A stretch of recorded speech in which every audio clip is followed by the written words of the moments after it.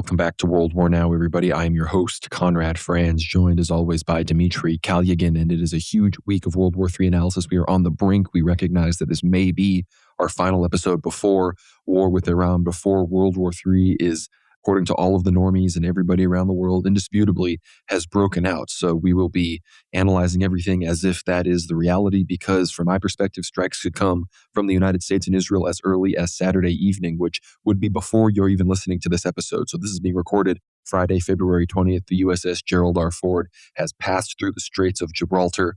They claim that once that has reached the Eastern Mediterranean off the coast of Israel, that will be when the U.S. and the CENTCOM area and the U.S. Navy and Air Force and all of the deployments have been made operationally ready for the level of intensity that this strike will need to have to be effective. And we're talking about weeks-long, prolonged aerial offensives from the United States, Israel, and the UK. They've moved a lot of jets as well. So we're going to be discussing all of that, all of the details, playing it all out, and discussing all of the media reports. And we very much recognize that all news reports from all sides at this point are entirely theater. Their only basis in reality is theoretical, of course. We cannot say or vouch for any of these stories right now. The only thing that we can say is, at least from my perspective, I don't think these strikes come any later than the first 2 or 3 days of March. That's, I think, the latest we're going to see this go down.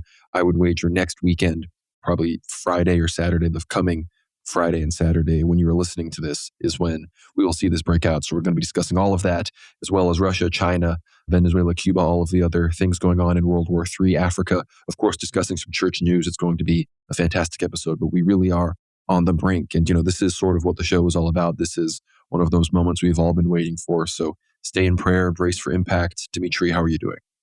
Doing amazing, Conrad. There's obviously been a lot of updates, a lot of open source intelligence, a lot of leaks, perhaps. There were even complaints put out by senior personnel inside the American military that, hey, all these open sources essentially allow you to view the entire Air Force movement of American planes flying across Europe the entire week, essentially. And this, of course, is being utilized by Iran and its allies in order to track and monitor the massive movement of the American Air Forces headed towards the Middle East, towards those very key bases just around Riyadh, Saudi Arabia, as well as Qatar and the United Arab Emirates. Clearly, there is big movement. The Americans are overinvested at the moment, at least very heavily, similar to the 12-Day War, which, again, eventuated with the American Navy not really engaging the Iranians. But this overinvestment and positioning by the Americans in the Arabian Sea, as well as the Gulf of Oman in that particular area, is really showing Iran that we're actually here to apply pressure to make sure the protests are not disrupted. Those natural and organic Maidan-style protests not disrupted by, excessive use of Iranian law enforcement. At least initially in the stages, that was the excuse of actually sending the American Navy to the Arabian Sea. Now, however, that has already transformed. As we understand, Conrad, there's been massive discussions between Iran and the US in Switzerland, which has essentially come out to naught, and to the point where now Steve Witkoff and Jared Kushner have explained to Trump that, look, the discussions in relation to nuclear enrichment and nuclear technology have not reached any sort of compromises by the Iranians. The Iranians are willing to continue with their nuclear enrichment program despite all of the threats by America and the pressure of the American regime, most likely at the behest of Israel in order to, save Israel from Iran developing any sort of nuclear weaponized technology that can be used against the Zionist state in the Middle East. And Iran is basically it's putting its foot down. It's completely, concretely going to continue with that program. And so Trump has basically said that Iran has essentially 10 days to make a deal, to come to an agreement. The discussions will continue. And the 10-day mark, I think, commenced basically around the 19th of February. So roughly, we're going to see the end of this timeline, coincidentally, as we mentioned in our previous episode of 151 of World War Now, align with the eve of Purim on that particular weekend. And as previously mentioned, most of the American special operations, at least during the Trump presidencies, both presidencies, in fact, most operations have taken place over the weekend. So, in fact, that end weekend of February leading into March may be that particular time when President Trump and his administration, CENTCOM, the United Command in the Middle East of the American military, Navy, and the Air Force, will take out some sort of operational strikes against the Iranian regime. Now, there's a lot of questions as to who may strike first. There are a lot of talks about Iran actually having the opportunity, despite Iran naturally holding the high ground and essentially this virtuous moral position that, look, Iran wasn't the country that initiated the 12-Day War. They only retaliated against Israel back in June 2025. At least at this point, Conrad, There's a lot of people, including, massive media spokespersons on X and Twitter like Kim.com. There's big personalities who are basically saying Iran should withhold itself and not strike first against Israel or America. I think that's probably the biggest discussion right now. So what grounds does Iran have to actually strike against either the American Navy or against Israel in a preemptive fashion? This is the biggest talking points being thrown out at the moment. Yeah, of course, the potential for the Iranian preemptive strike, even before the Gerald Ford arrives, that makes this could happen as we are recording this episode. Because as I speculated, at this point, why shouldn't they do a preemptive strike? At this point, they're just waiting for America and Israel to gain a strategic advantage and then do the strike. So we're going to be discussing all of that. If you are listening to this, of course, be sure to like the episode, whether you're listening on Substack, YouTube, X, Apple Podcasts, Spotify, wherever you may be listening to this episode. Please give us a like, share. If you haven't already, please become a subscriber at worldwarnow.co. Become a free subscriber, get every episode in your email inbox. And then if you want to support us, which we highly recommend that you do, please get behind the paywall at worldwarnow.co and get access to all of our Ether Hour content. Of course, hundreds and hundreds of episodes at this point, hours and hours of incredible, perennial, evergreen content. These are not weekly news episodes. These are interviews and history analyses and lives of saints and talking to holy people that we know. So a lot of really incredible content. We have episodes with Dr. Matthew Raphael Johnson, Father Peter Heers, Father John Whiteford, Abbot Trifon, Charles Bausman, all sorts of people, Metropolitan Mitrofan of Gorlovka. I interviewed him in the Donbass. You can find all of this content behind the paywall at worldwarnow.co. And of course, you can find me on Twitter at GnomeRad. Follow us on X at worldwarnow_. Follow the Telegram at worldwarnowtelly and get on the Discord server if you have not already joined us there to continue all of these discussions. And if you are already subscribed behind the paywall at worldwarnow.co, you can support us at Buy Me a Coffee if you go to buymeacoffee.com/worldwarnow. We greatly appreciate all financial support because this thing is done on a shoestring budget. So thank you all so much for tuning in. And we are now diving back into the analysis. Of course, our latest Ether Hour episode this week was with our friend Andrei Afanasyev. So we discuss the Russia-Ukraine war. We discuss all sorts of other fascinating things, the future canonization of St. Alexander Suvorov, the Russian monarchy and its future, all sorts of other things. So check that out. One of the first things you should listen to when you get behind the paywall if you become a paid subscriber. So back into the World War III analysis. This Gerald R. Ford deployment, what we are seeing, Dimitri, is the most massive military naval aerial buildup in the Middle East since 2003, since the beginning of the invasion of Iraq under George W. Bush. So this really is unprecedented, which, again, the nothing ever happens chuds are closing rank. They're insisting that nothing will happen. And as much as, frankly, I would like for that to be true, the unfortunate reality is that this would be the most expensive bluff in American military history if it was a bluff. And of course, the news reports claim that now Trump is going to do a limited strike that will supposedly scare the Iranians so much that then they will come back to the table, whereas the Iranians have made it clear that their military response doctrine right now will do no such thing. They're already prepared for total war, I think even like we've said, with the possibility of a preemptive strike. So that negotiation tactic, again, probably also fake news. All of this is PSYOP. All of this is information warfare. But reportedly, and we have no idea if this is true, the Iranians presented a limited concession plan claiming they would move their enriched uranium to a third country for a limited time, but pretty much nothing else was conceded, and that I guess this wasn't enough for the Americans. And now all of the reports are claiming that the Iranians say war is inevitable now. We're going back home and closing ranks. So some claim that there's going to be some kind of negotiations over the next 4 days behind the scenes. Who knows if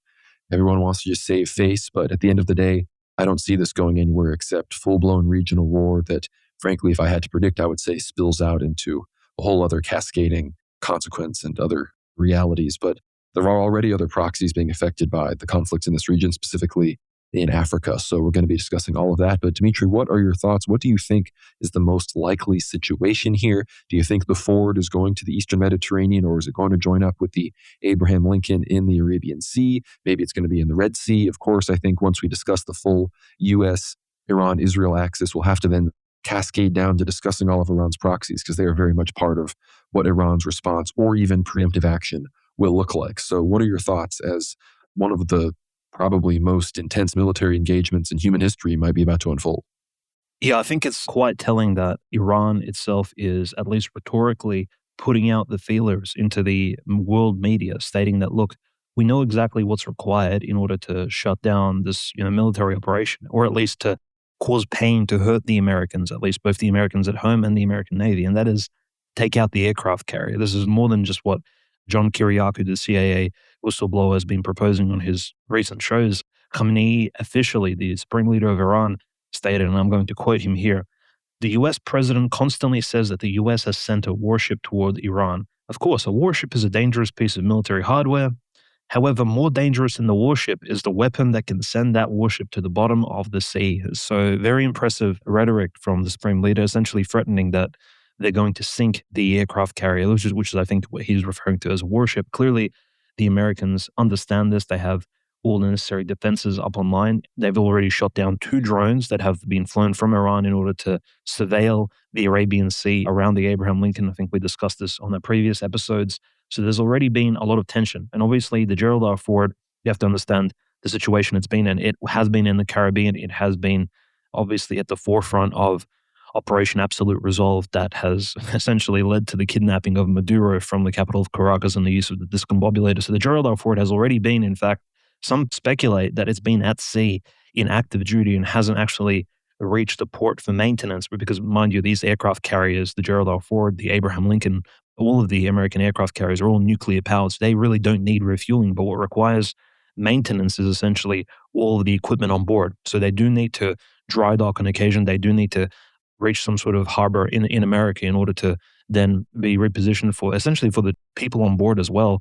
That's required. And the Gerald R. Ford, it's been floating around the various seas. It's been up there in the North Atlantic. It's been around Norway. It's early in 2025. It went to split Croatia for some maneuvering in the Adriatic. And then, of course, it traveled to the Caribbean where it was positioned for the majority of last year. Now it's headed straight from the Caribbean with no stops all the way into the Mediterranean. Now we have photographs where we can see it crossing the Pillars of Hercules into the, well, one of the most consequential seas in human history, of course, the Mediterranean, the large ocean of the Roman Empire. Who knows, as you said, Conrad, whether Gerald R. Ford will be stopping, whether it'll be on the eastern Mediterranean with the USS Georgia submarine, maybe positioning itself close to, again, those tactical positions near Cyprus, maybe even marking some of the attempts by Hezbollah to strike against Israel, if there are any preemptive strikes by Iran and its allies against the Zionist state. Maybe it will again head through the Suez Canal and then cross the Red Sea to position itself against the Houthis, who I think without a doubt the Houthis will be assisting Iran, most likely, especially if Israel again commences any sort of situational military operations in Gaza, which again we'll discuss in a little moment because there are big developments in relation to the Board of Peace there. But also it could naturally join its big brother in the Sea of Arabia, because keep in mind the Gerald R. Ford, for all of its use cases, it is essentially a smaller, less equipped version of the Abraham Lincoln. The Abraham Lincoln that's currently active in the Sea of Arabia in and of itself can already utilize these stealth fighters, Lockheed Martin F-35Cs. The Gerald R. Ford doesn't have those stealth fighters on board. So if Trump was minded to begin essentially, as I said earlier, beheading operation, a limited strike against certain decision-making centers within Iran, IRGC headquarters, again striking at maybe the various mullahs, the ayatollahs located in Iran, as well as the Ministry of Defense and some of these key locations, along with the Israelis. As you said, Connor, they can do that this weekend. There's nothing really holding them back. Yes, if the Gerald R. Ford joins them, then they'll have further air support, but still 2 aircraft carriers is a lot less than what we saw during the previous 2 massive wars in the Middle East, in particular the 1991-1990 U.S. fleet and army location against the Saddam Hussein regime in Iraq. There were 6 aircraft carriers actually that participated during the Gulf War of 1991 under George W. Bush Sr. And the number of sorties, this will shock many listeners, but many, I think, those of the older generations could probably remember this war because it was the first war that was actually televised live by CNN. Back in the day, CNN really boosted its reputation by essentially going over this war from Baghdad as well as from the American bases in Saudi Arabia. But the Gulf War actually had from 2,000 to 3,000 air sorties by the U.S. Air Force per day out of the 5 to 6 aircraft carriers that were active during the Gulf War in 1991. That's an insane number of flights, an insane number of attacks. At the moment, 2 aircraft carriers in the Sea of Arabia will not be able to sustain that sort of 24/7, 7 days a week bombardment of Iran. Even if they tried their very best, there would be overheating issues, there'd be fueling issues, and simply what we see right now in the Sea of Arabia, and that's not to underestimate the Iranian regime, is really there for demoralization purposes first and foremost, but also potentially for some of those limited strikes in a similar way maybe to what happened to Venezuela. So this is not a 2003 invasion of Iraq style conglomeration of troops either, because back then in 2003 invasion of Iraq, Conrad, you had 5 aircraft carriers, so 1 less than the 1991 Gulf War. You also had between 25 and 30 destroyers. And at the moment, there are only about 10 destroyers really in position to actually strike at Iran with any sort of missiles. So again, there's less destroyers, there's less aircraft carriers, but the rhetoric from Trump has been in some ways even stronger than the rhetoric that was used against Iraq all those decades ago. So it's really an interesting sort of collaboration here. I think one of the only differences as well is the caution that Iran has been trying to utilize in order to not begin the process. You don't see this hardcore rhetoric that Iran isn't willing to come to the negotiating table. Iran is actually willing to negotiate. They've actually been negotiating with America throughout this entire process and the entirety of 2025. They've been trying to alleviate the combat situation, despite, of course, the Supreme Leader himself obviously putting out the strong rhetoric that, look, we are willing to strike at an aircraft carrier. I think the reality on the ground, many analysts have been saying, Conrad, is that in the Sea of Arabia, wherever this Abraham Lincoln is located, it's very hard to spot it. Again, Iran only has two spy satellites. They need to be positioned directly over the fleet location in order to spot where the aircraft carrier and the three destroyers are located, in order to strike them actively with even a hypersonic missile, which hypothetically the Fatah, the hypersonic missile that Iran does have, potentially we've seen it used in the 12-day war, but we've never seen it used against a ship in the ocean. You do have to aim this thing. You do have to coordinate it. We don't know if the Fatah is GPS guided, if it's laser guided. Do you actually need drones out there to scout out the ship? The Americans are taking out any drones that are even closing in on the vicinity. So this isn't as simple as Iran simply seeing the Abraham Lincoln hundreds of kilometers out at sea, aiming at it and shooting. Even the aiming, the spotting portion of this particular combat situation is the difficult part for Iran. So Iran in some capacity is a little bit disadvantaged in that if it makes the first move, it'll be marked as the aggressor and it'll be marked as the Third Reich, the one who commenced the Operation Barbarossa, for example, against the USSR, despite any of the other excuses that it may throw out in the future. Whereas if Iran really waits for much longer, then of course the Gerald R. Ford may join the Abraham Lincoln. There may even be further, of course, inclusions of other aircraft carrier groups throughout 2026. I mean, we're only early stages in this particular formation. Keep in mind, the previous wars, America actually dedicated several months of preparation. So, for example, the 1991 Gulf War, the Americans took a good solid 6 months to actually bring their personnel over to the Middle East, build their 2 Saudi Arabian bases, position the aircraft carriers, and only then did they strike against Saddam. Here, who knows, maybe the Carl Vinson, maybe the George Washington will join the Abraham Lincoln and the Gerald R. Ford, and then you'll have a proper aircraft carrier collaborative strike group that, again, CENTCOM could utilize in order to take out those Iranian defenses. But the real messaging at the moment, everyone is speculating, is it actually possible to take out an aircraft carrier with a hypersonic missile? And in fact, I think the truth is that, and despite all the claims by the Iranians and some of the Americans trying to debunk it, I think in reality, we simply don't know. It's never actually happened in human history. We've never had an aircraft carrier sunk in the last, 50 plus years since probably the Second World War, really. And it's really been, at this point, quite a hypothetical that a lot of people have been throwing around, when in reality, I think the Iranians have a lot more to really consider. And it's not just striking the American Navy. There's also internal protests they have to keep in mind. There's all kinds of separatist movements on their borders, whether it's near Balochistan in the southeast, whether it's in the northwest with the Kurds, whether it's Azerbaijan's aspirations, or even internal Mossad spy groups and Mossad assets, which we understand now are most definitely still active on Iranian soil. And we, by the way, even before the 12-day war in June last year, we were making these predictions that, Israel most likely has huge spy networks operating in Iran. And then it did come to pass that, hey, there was thousands of spies, thousands of these terrorist Mossad cells that were active. And I think to some extent, many of them is probably still on the ground, still operating and still preparing for that potential strike by the joint coalition forces against Iran. Because look, their main goal, I think, is to disable that integrated air defense system that Iran has built up over the years so that American planes and Israeli planes can wreak havoc across the Iranian landscape. And there's a lot of considerations. It's not just about the American Navy. I think Iran has a lot of things to worry about. And the real concerns about whether or not any of its allies will be standing up for the sovereignty of the Iranian people. And there are, of course, sea exercises ongoing at the moment as well in the Gulf of Oman and the Sea of Arabia nearby in the Persian Gulf. So it'll be interesting to see how all of this transpires. No, again, we're on the precipice of what could easily turn into the undisputed Third World War in history, like whether, history ends soon afterwards or not. It's not for me to decide. But again, we've seen the back and forths. We've seen the Russian-Iranian drills. We've seen the British tankers and the British jets stationed in Cyprus and stationed at the other RAF bases across the region.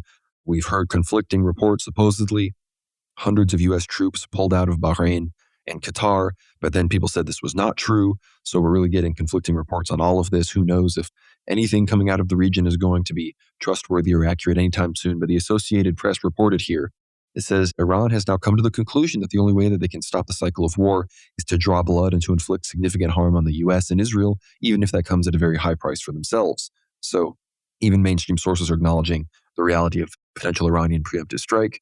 Iranian sources told Middle Eastern Spectator that as of now, the chances of an agreement are extremely low. And again, I'm sure behind the scenes, people are trying to make a deal. Both the U.S. and Iran are probably the two parties the most interested in not having this happen. But again, that's only on the surface. I think behind the scenes, this has all been planned out months and months ago. The kayfabe is that Trump is trying to make it seem like he hasn't already made his decision.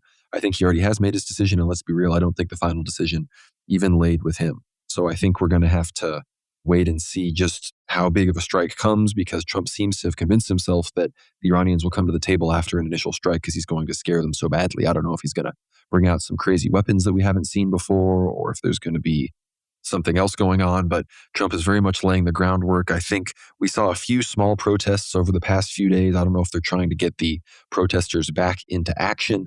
Again, I'm not sure how confident, considering how little they've sort of used Reza Pahlavi recently. I don't know how confident they really are in him or official regime change if they just want to destroy Iran and turn it into a lawless Syria Part 2.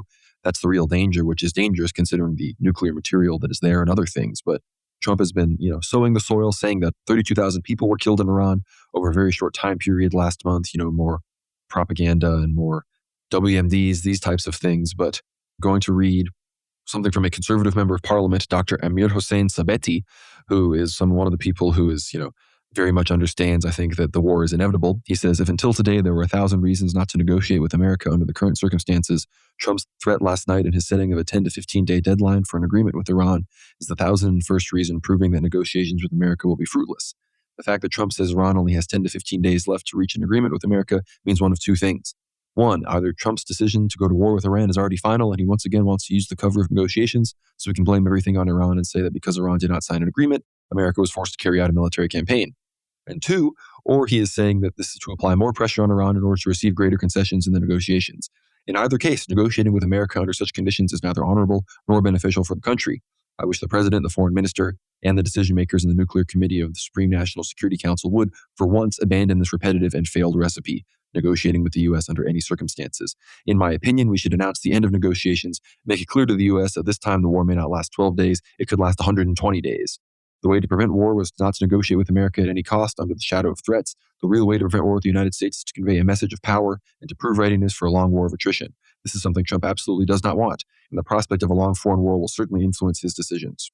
And to prove that the Iranians are fully prepared for this, they sent an urgent letter to the United Nations, which says, in the event that the Islamic Republic of Iran is subjected to military aggression, it will respond decisively and proportionately in the exercise of its inherent right of self-defense under Article 51 of the Charter of the United Nations. In such circumstances, all bases, facilities, and assets of the hostile force in the region would constitute legitimate targets in the context of Iran's defensive response. The United States would bear full and direct responsibility for any unpredictable and uncontrolled consequences. So, every die has been cast. All of the chess players are in place. It all just depends on, will the U.S. or Iran or Israel strike first, or will there be some kind of PSYOP false flag? This is all a possibility, right? Potentially they could use the sinking of an aircraft carrier as a false flag, much like the United States has done in the past. So everyone is watching all of this very closely. So many different moving parts here. Iran and Egypt have apparently restored full diplomatic ties and are opening embassies in their respective countries, which is not good news for Israel because Egypt had always been one of the most neutered countries ever since Israel was victorious against them in several wars. So the idea that they would now be close to Iran, Israel is really getting surrounded by not just Iranian proxies, but by, they're calling it now the new Islamic NATO. There's been all these think pieces about Saudi Arabia, Pakistan, Turkey, all of these new alliances emerging in the post-Gaza framework, the UAE really being isolated. So as we transition to that, Dimitri, what are all of your thoughts on what Iran's response is right now? Do you think that they are being aggressive enough, not aggressive? What posture do you think they should be taking? And as well as their proxies and the other Muslim countries, how do you think Russia and China are going to address all of this? Well, I think it's quite curious that the other Muslim nations, right, the United Arab Emirates, Bahrain, Saudi Arabia, primarily, of course, have already signaled, and Qatar have already signaled that they will not be used as platforms in order for the US or Israel to engage and to fly across their airspace to engage against Iran. And that has been very interesting, that particular signaling early in 2026. However, we have seen movements of massive amounts of Saudi Arabian aircraft up, actually being taken out of hangars, being renovated, looked at, maintained, almost as if the Saudi Arabian Air Force is well and truly, which again, they've been improving through contract deals with Lockheed Martin, through against this Trump Lend-Lease they've been conducting with America since the first Trump administration. So the Saudi Arabians have been improving their Air Force, and it looks like they will be at least positioning their aircraft on the launching pads for just in case, perhaps as a contingency, in case there are strikes against Saudi Arabia. If Iran does suspect that countries like Saudi Arabia, the kingdom has been utilized in order to maintain strikes against them. Because very truly, I think in the early periods of the war, the fog of war will be quite strong, especially if you consider some of the radar jamming technologies that Americans have used in previous Middle Eastern conflicts. And Iran, just out of sheer disorientation, may begin to strike at what it perceives to be as America's allies. So Qatar, the UAE, Saudi Arabia, they will most likely become involved, even if at the moment they're signaling that, look, we won't be actually participating in this American raid on the sovereign people of Iran. So that's the signal here. Even though the worldwide Ummah, the Sunni Muslims, the Shia Muslims, they understand that Israel is the Talmudic bad guy, the Zionist state is obviously the aggressor in this particular conflict, and it's using America as its sort of military pawn in order to push this greater Israel agenda in the Middle East.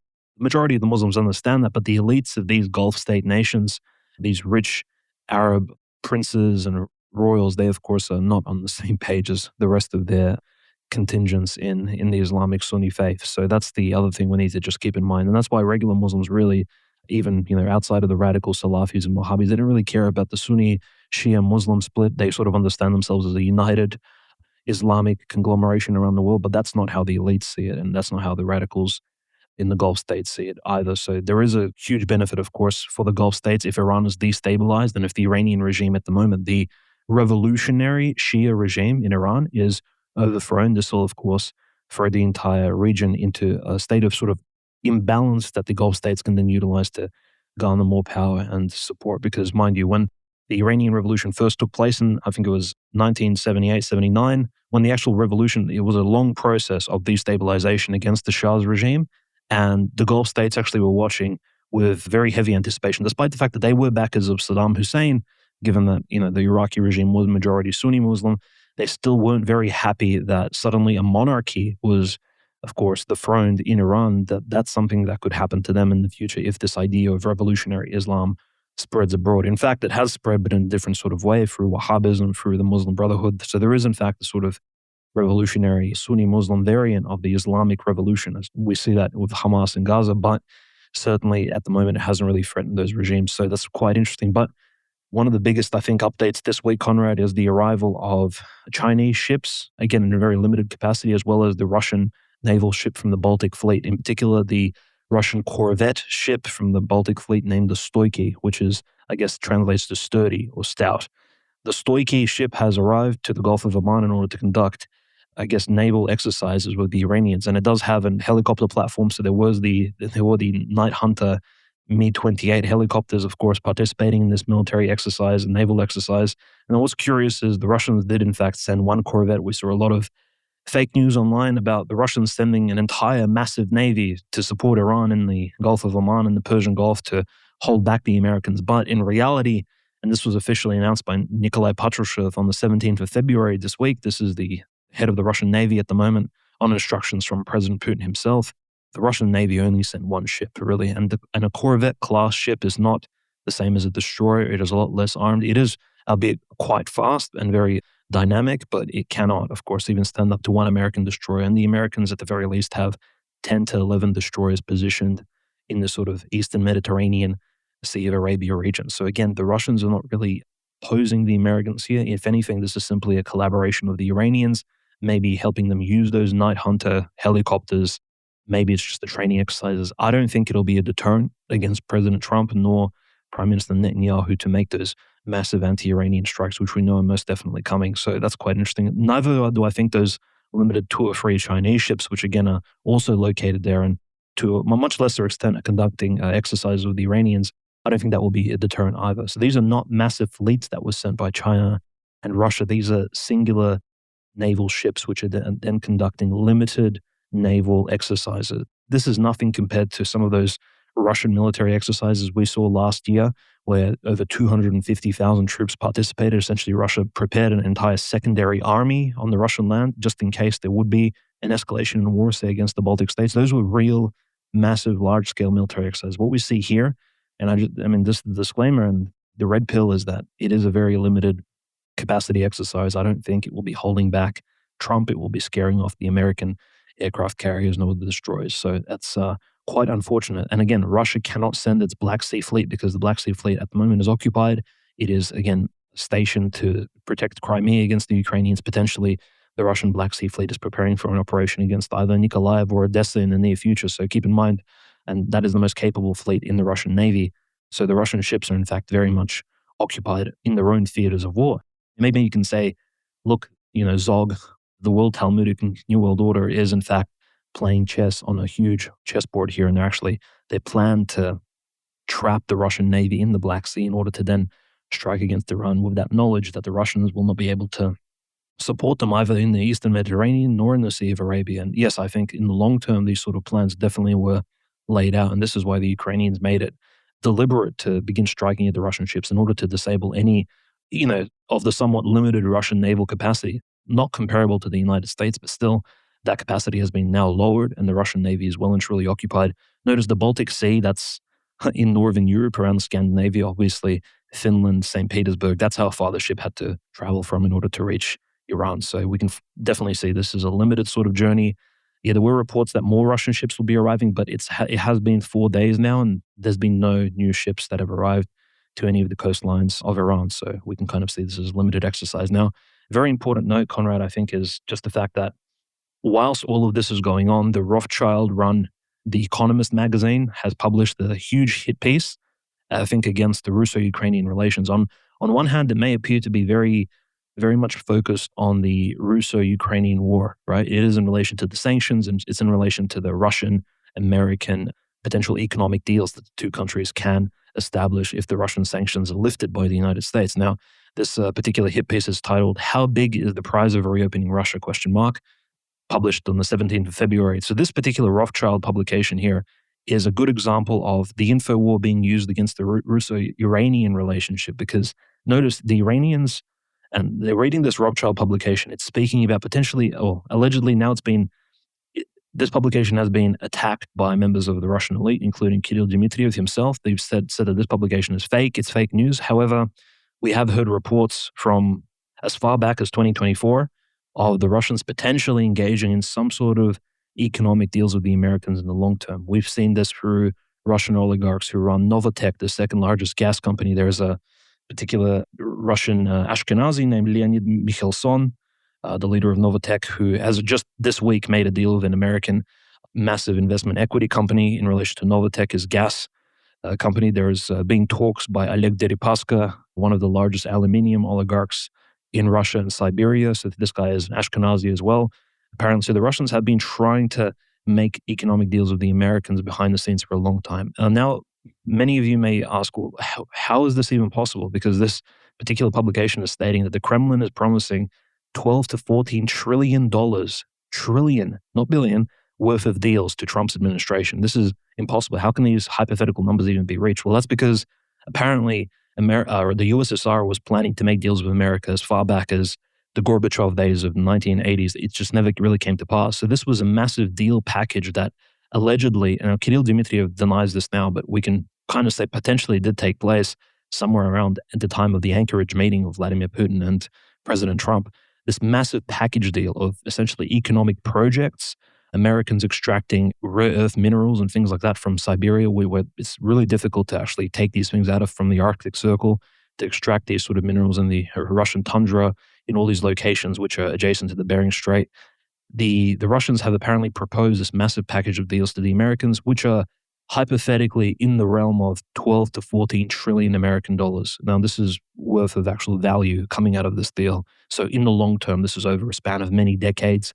That's how much wealth can be and assets, liquidity can be generated from this economic deal. And that, imagine the Iranians reading this, And, the mullah, the ayatollahs, they're looking at this and they're saying, wow, so one of our closest allies, Russia, is thinking about working through its own Ashkenazi Talmudic oligarchs with the American Epsteinian regime, whose Baal statues we burn, and they're thinking of potentially making an economic collaborative deal. And somebody like Kirill Dmitriev is not making it any better simply by virtue of his reputation as, a former Goldman Sachs guy, a former Viktor Pinchuk man. So it's really not a good look on the sort of operational optics side of diplomacy between Russia and Iran. Now, clearly, maybe the IRGC, more military-minded Iranians, are more about the pragmatic side. They're like, look, we have to rely on Russia anyway, irrespective of their economic machinations with the New World Order. But I think ideologically, this is a very bad look. If there are these if these talks are real, according to The Economist, of this massive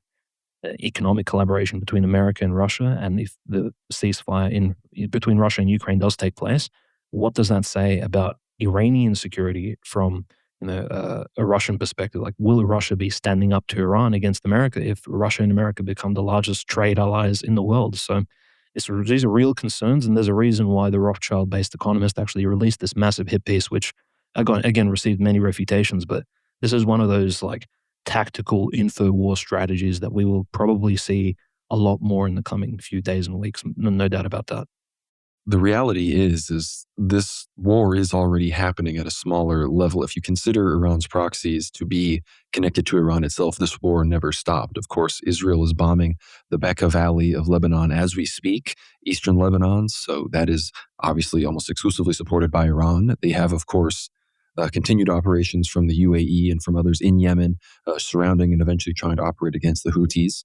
We, of course, have perpetual operations within Syria and these other places that are still not entirely peacified and nailed down, and all sorts of different factions, whether it be ISIS or other affiliates, or the Druze situation, where it seems that the Syrian Damascus military is potentially going into As-Sueda, which was the Israeli-backed kind of Druze separatist region. So the war is already happening. The question is will the U.S. strike Iran, the central node, and how will that spill over into a regional and potentially continental war with Russia and China closely watching, who, again, we've seen huge flights from Beijing to Tehran, from Moscow to Tehran, sometimes from Beijing to Moscow to Tehran, or Moscow to Beijing to Tehran. So very interesting flight patterns, to say the least. I don't know exactly all the details. They've been showing off all of the new Russian helicopters, the Iranians, that they have. So that's one thing. The speculation is that the Chinese are doing hard levels of intelligence sharing. That's why one of their, that intelligence oceanography boat is in the Persian Gulf, looking for American submarines and other potential things going on nautical-wise.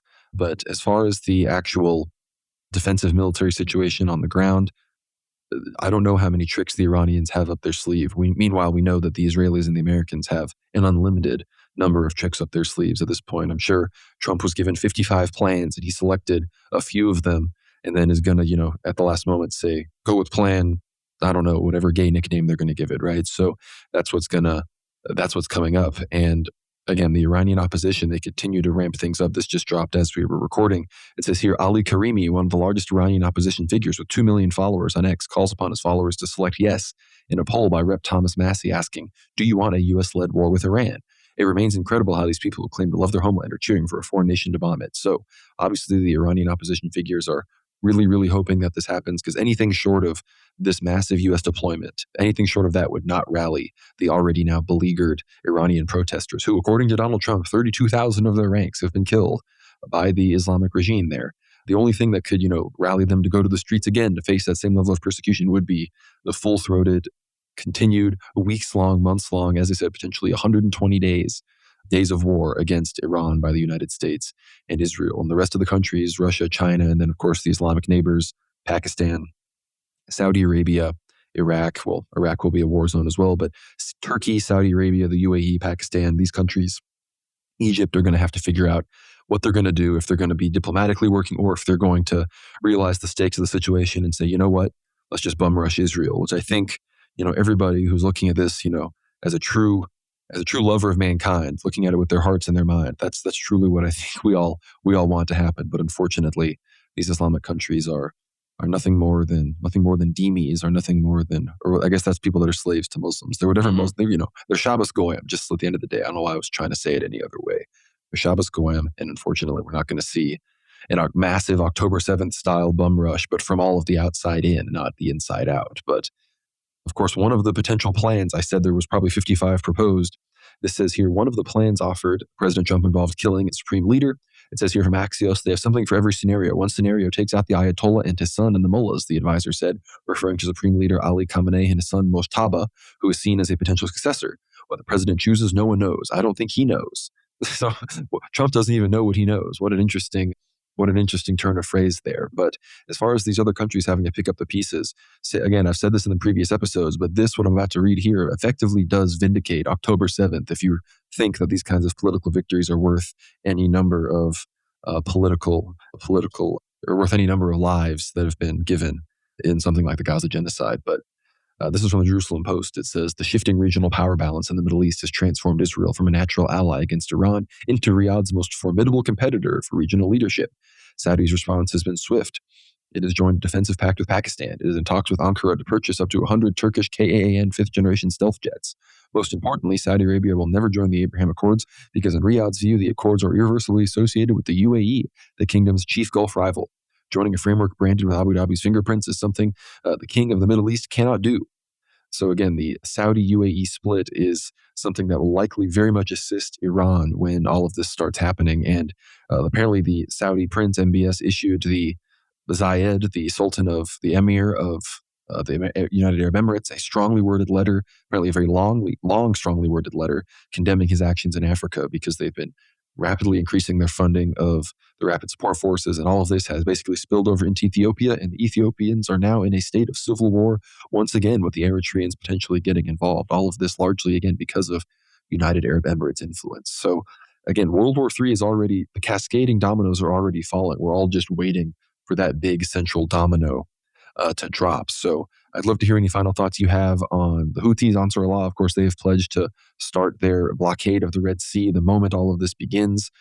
They'll probably be launching missiles to the Eastern Mediterranean because in theory they would be reached. Obviously, I'm sure they would be instantly shot down because Israel does that all the time. But regardless, this will be a total war. America will have to engage all of these. And undoubtedly, I believe American servicemen will die. So the American public are going to have to brace for what that will lead to and what the public, how the shifting public opinion might, again, go to support something like this, when in reality right now we know most people do not, considering President Trump won on an anti-war platform all three of the times that he ran for president. And I do include 2020 as a Trump win, for better or for worse. But Dimitri, before we discuss the Board of Peace and some of the other regional updates, I'd love to hear your thoughts on how this is going to go down, the proxies, Russia, China, all of this. But feel free to transition to the Board of Peace when you're done as well.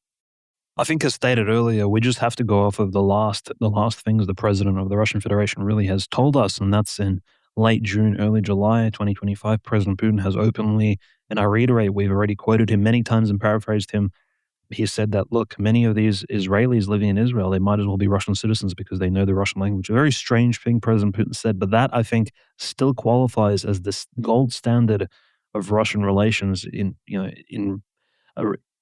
that still qualifies as the main rationale behind the Russian support for Israel in any capacity, right? You'd think it's quite strange for Israel against Iran in that particular stance. So the Russians won't necessarily commit, and I don't think they will overcommit to supporting Iran beyond, of course, selling them S-400, S-300 systems, sending Night Hunter Mi-28 helicopters, sending air defense, sending Ilyushin planes to, again, bolster the Iranians, which I have no doubt the Iranians are actually paying for this equipment. It's not actually arriving for free. Perhaps they're taking it out on credit. We don't know because these are, again, top secret information. We don't even know what the Ilyushin planes are carrying into these Iranian airports. So the level of Russian support for the Iranian regime, we have to say, is on a very speculative level. We don't know how many air defense systems the Russians have, in fact, given Iran.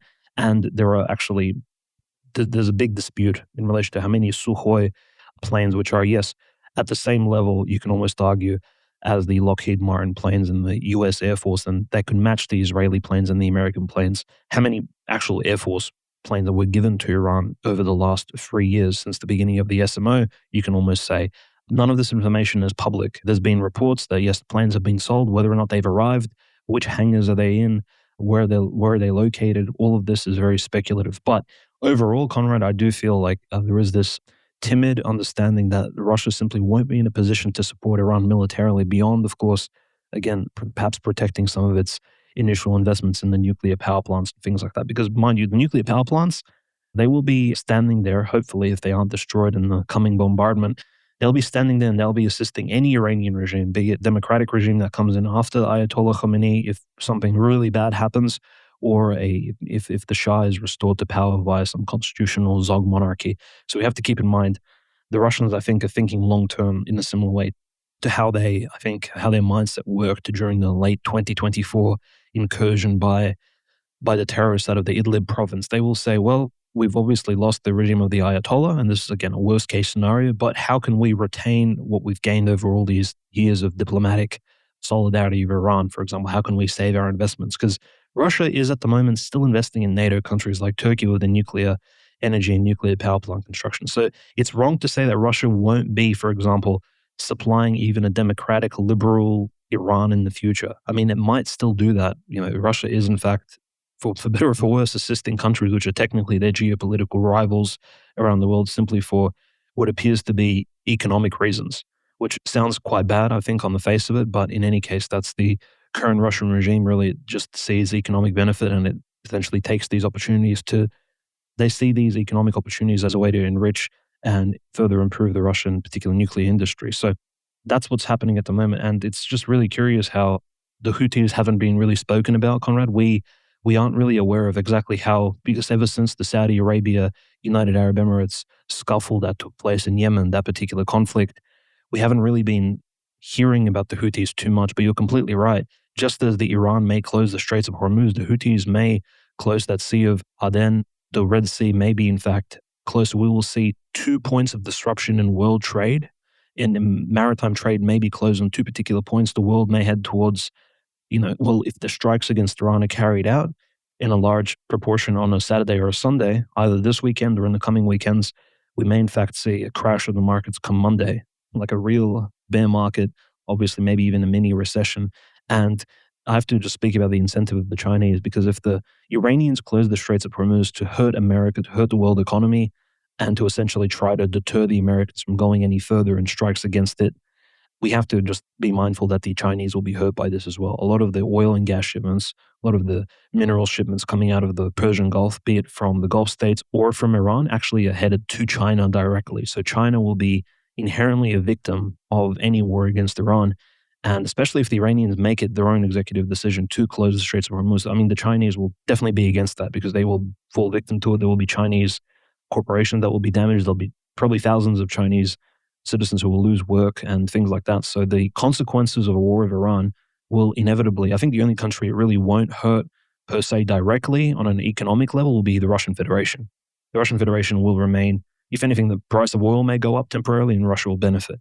But generally speaking, China will not be a beneficiary of any sort of conflict between America and Iran, because it will be hurt economically here. And yes, if the Suez Canal cannot be utilized due to the Houthis, if the Red Sea is going to turn into a sea of Houthi bombardment and the Straits of Hormuz are mined up by the RIGC, yeah, we will see, I think most definitely, massive economic consequences. This is something which a lot of people have spoken about last year, but I think the same approach is applied in 2026. The realities haven't changed. If you remember, that threat of closing the Straits of Hormuz, it was something that I think almost prompted the entire 12-day war, I think, to stop. As soon as those threats were made, everyone really came down to the table and Operation Midnight Hammer took place, and suddenly everything de-escalated very, very quickly, because I don't even think the world globalist elites are prepared for what might happen if a massive world, given America's debt, given the integration of all these liberal democratic so-called nations, capitalistically speaking, around the world, this massive network will begin to essentially break at the very seams. So I don't think they're ready to crash this new world order that they've essentially invested so many decades into constructing since the Second World War. And that's one of the risks of essentially going to war against Iran. So is it worth doing all of this for Israel? That's the key question in this massive discussion. Yes, at the end of the day, people, and by people I mean the Trump administration, want it to seem like this is not a war for Israel. Jared Kushner and Steve Witkoff, they've been presented as the voices of reason against Netanyahu because, That's the approved opinion you're allowed to have on the anti-Israel side. You say, this isn't about world Jewry. This isn't about organized Jewish influence in politics in the United States. This is about disagreeing with the bellicose government of Israel of Benjamin Netanyahu. And that just doesn't cut it, unfortunately. That's not all that this is about. And again, before we talk about the Board of Peace, we have to recognize the importance that this whole thing poses for China. As of October 2025, Iran was China's biggest source of oil.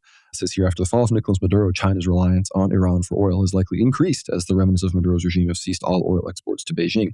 Of course, they have continued, or rather brought back oil exports to Israel from Venezuela.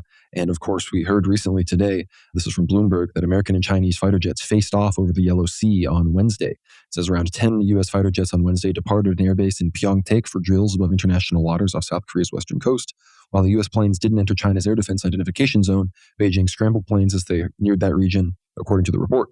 What makes the incident unusual is that the air drills were carried out without informing any South Korean military or public official in advance, with Seoul learning about the incident after it happened. So, tensions increasing in Asia, and as much as you might think that with all of the Beijing planes to Tehran, with all of the pro-anti-Israel sentiment in China, with all of these confrontations with the U.S., that China is going all in against Israel. But no, we have here the Chinese embassy in Israel speaking to Israeli Channel 12 refuted reports spread by Iranian and Pakistani outlets that the Chinese government had banned new investments in Israel.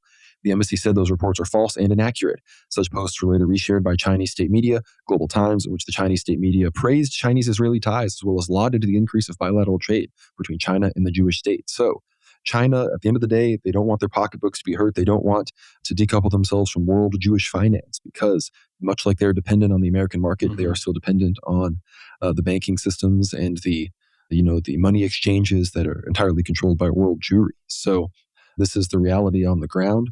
And of course, Russia is looking at all of this. And we know we've discussed at length the Russian Jewish problem in the sense that there are so many former Russian and still continual Russian citizens that are also Israeli Jewish citizens that Putin views them as people he for some reason has a loyalty to protect, which I think is of course absurd, but that is nonetheless the situation. And Russia is ostensibly a member of the Board of Peace. I don't remember exactly where they rank on the Board of Peace, but the biggest announcement, of course, at the Board of Peace, Trump was threatening war with Iran, which many outlets pointed out was ironic. The Board of Peace being used as a platform to call for war. But this says here, this is from BA, it says at the Board of Peace, U.S. Army General Jeffers, commander of the ISF, which is the International Stabilization Force in Gaza, announced that 5 countries have been agreed to send troops to the UN-backed group in Gaza, aiming to support the UN-backed National Committee for the Administration of Gaza, the NCAG.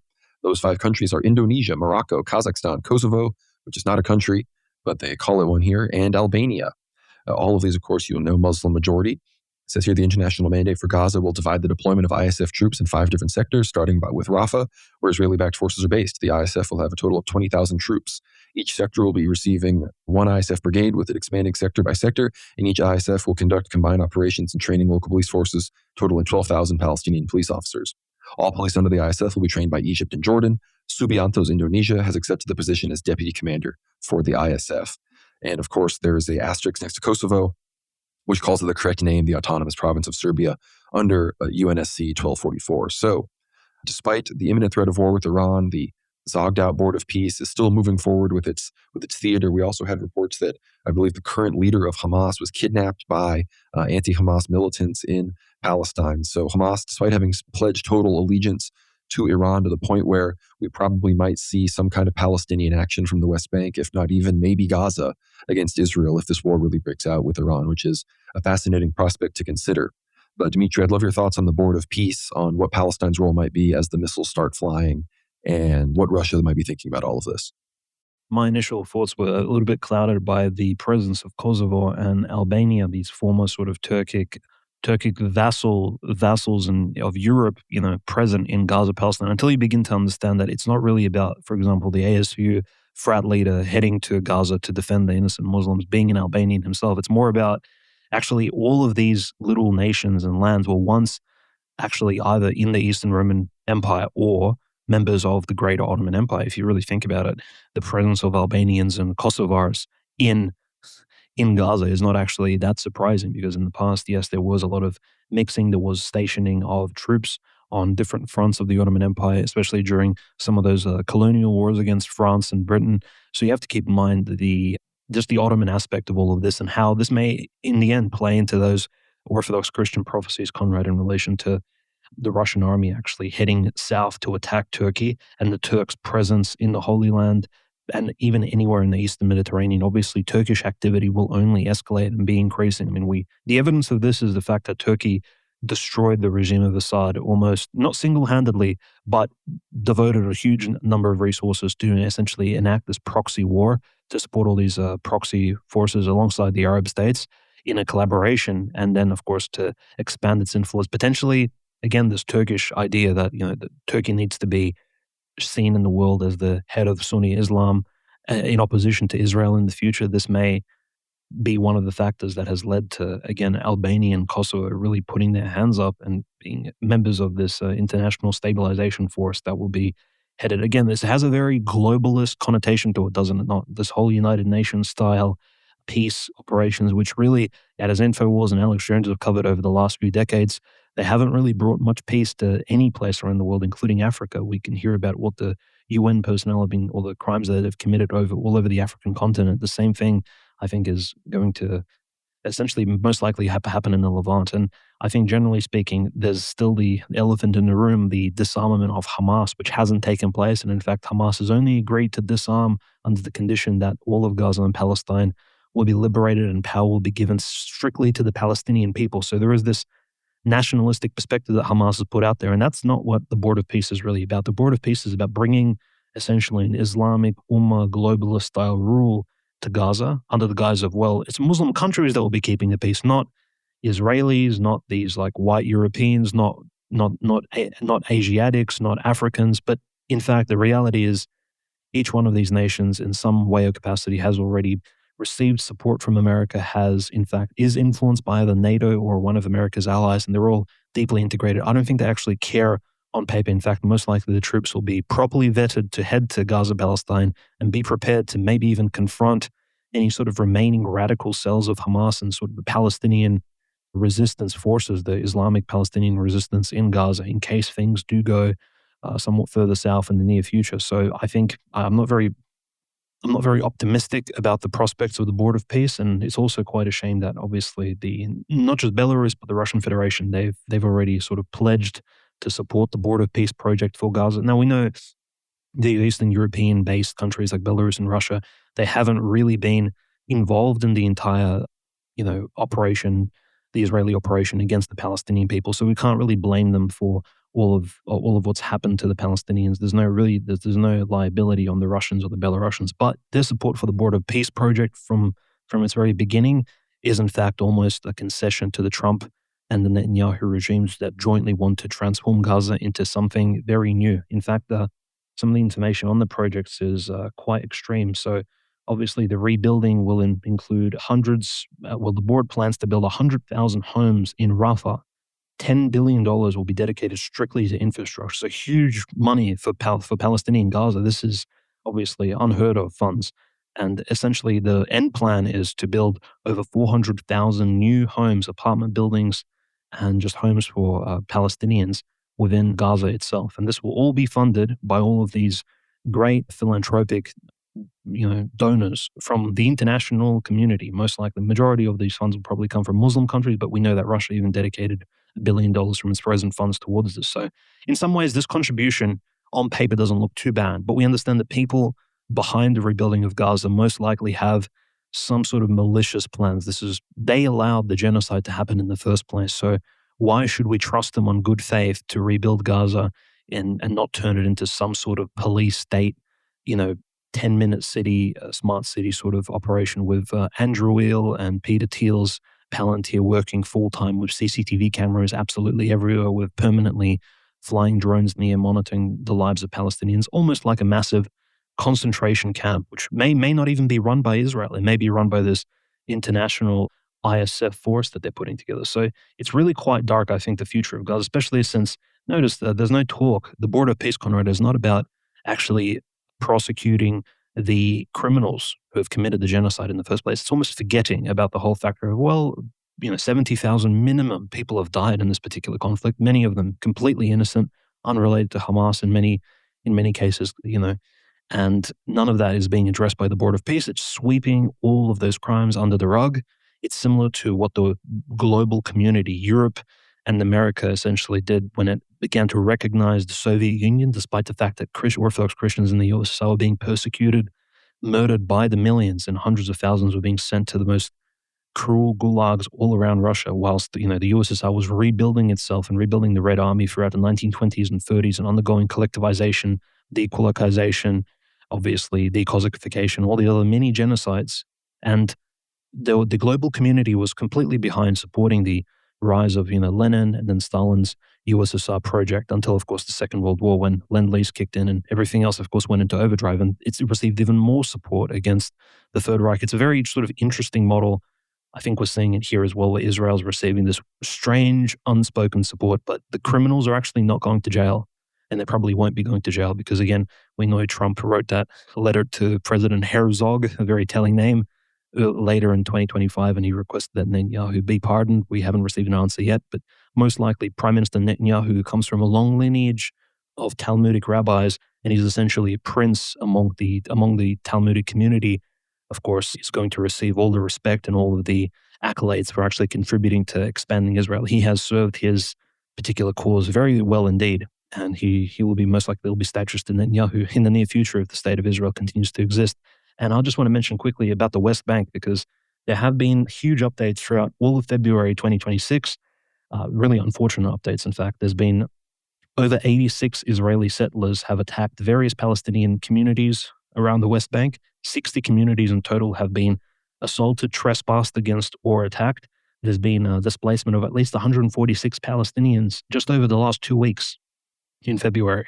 Vandalization of farms, over 800 olive trees and young olive tree saplings have been burnt. So the Israeli Zionist settlers are just walking into these Palestinian farms, and villagers are just burning their and killing livestock. We've heard about the killing of the some of the crocodile farms located near the Jordan River. They've been obviously just destroying olive trees. Very weird satanic style behavior. And there's also been, of course, a killing of 3 Palestinians just this week recently in the West Bank as well by Israeli law enforcement. So again, most of these people being killed are usually adolescent boys, maybe Palestinian teenagers who simply are in the wrong place at the wrong time. But the Israelis have turned the West Bank, a lot of the focus is on Gaza, but in the West Bank has been turned into this Israeli police state where you don't even need a warrant to raid a Palestinian home if you suspect that there's some sort of Hamas-style activity, despite the fact that Hamas has no power in the West Bank whatsoever. And so the Palestinians are completely powerless. The West Bank is already martial law-style, George Orwellian 1984 police state run by Israel, and the Gaza Strip is going to be turned into even a more nightmarish version of that. So the prospects for Palestine are not looking very good, and that's what I think the Lebanese people, that's why the Hezbollah is standing quite firm. They do not want a third of all of Lebanon, south of the Litani River, to be turned into this surveillance state, Anduril Palantir-style controlled operation run by Israel, run by America and the globalist allies. And sadly, unfortunately, the Trump regime is just going ahead with all of these operative plans, and there's no real light at the end of this particular tunnel, at least not for the innocent people of Palestine. The only thing they really have to cling to is their remaining families who are alive in their faith, be it Islam or Orthodox Christianity in many cases. And that's really the sad thing. There isn't really anyone standing up for them, not China, not the Russian Federation, so it's quite sad where there's no voice for the innocent people. The Board of Peace is a completely psyoped project from the very beginning, and that's, I think, the pessimistic side of the entire story.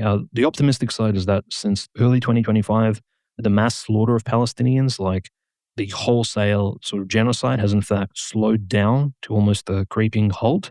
There are still innocents being killed, of course, in the Gaza Strip, but it's somewhat in lesser numbers than what we saw in previous years, which is, I think, a blessing given, the aspirations of the Israelis to continue and bomb and kill people. And I say this just as this week, 10 people have been killed in the Bekaa Valley, as you said, Conrad, in Lebanon. So, in fact, they're taking out their ire and their vengeance, the Israelis, that is, upon a neighboring people instead. So we see these same excuses. Oh, there's a Hamas member in the house, destroy the entire apartment building, just bomb it all.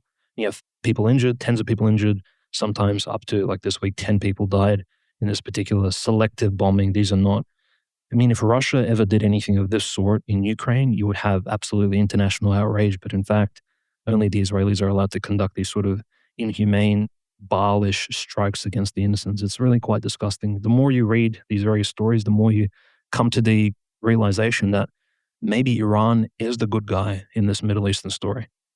That is one of the reasons why Iran, whether or not people think it's ridiculous, are going to go to the effort to submit the UN resolution on self-defense, because they recognize that, outside of the Anglosphere, outside of certain circles, maybe India, they ultimately do enjoy popular support. If you take the populations of the Islamic world, China, and then huge swaths of Europe, America, South America even. So, Israel, they've got a lot of supporters, sure, but it would pale in comparison to Iran if this were to really, if people really did a worldwide poll. So I think that's something that they want. They want to use this as an opportunity to unify the Muslim world, because they're going to need their support if the regime is going to survive at all. They're going to need all of these other countries with any kind of relevant soft power capabilities to not support a kind of successor state. And one thing that is, before we start moving on to the Russia situation, we have to discuss briefly the seem to be the re-eruption of conflict in Ethiopia, the Tigray People's Liberation Front, and Tigray Defense Forces, which reportedly have up to 200,000 soldiers. They've been advancing.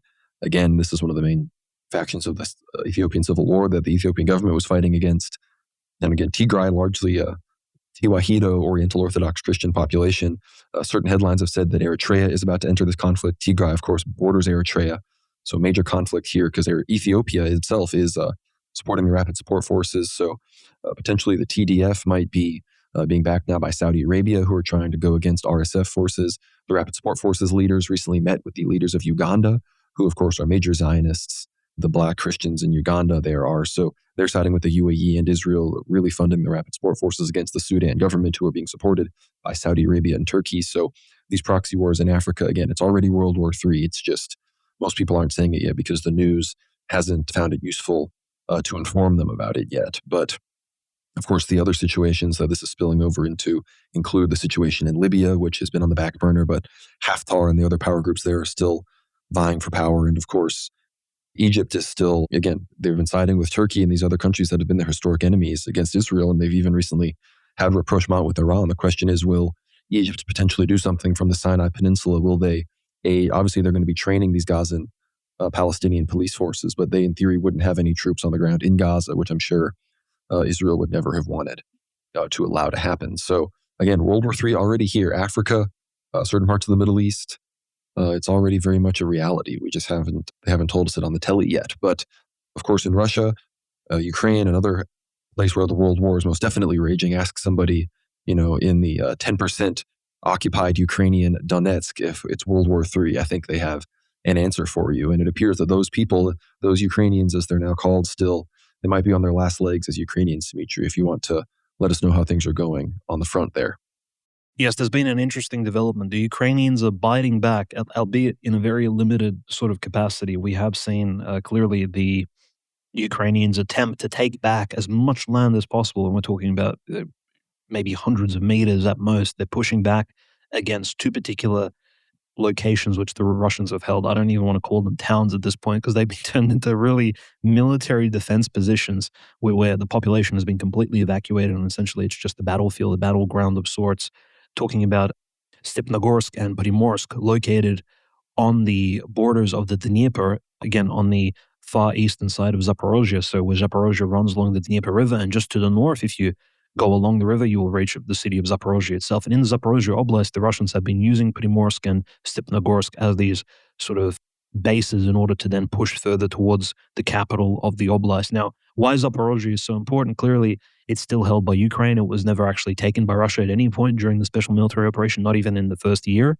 And we understand Zaporozhye is constitutionally a Russian city. In the Russian constitution, they've already given that update some power in 2022, and Zaporozhye is listed as a constitutional Russian oblast, and the city is supposed to be under Russian control, legally speaking, according to the Russian legislature. So it is quite curious how the Russians are trying to push back the Ukrainians. We have seen a lot of footage of Ukrainians actually attacking in these small groups.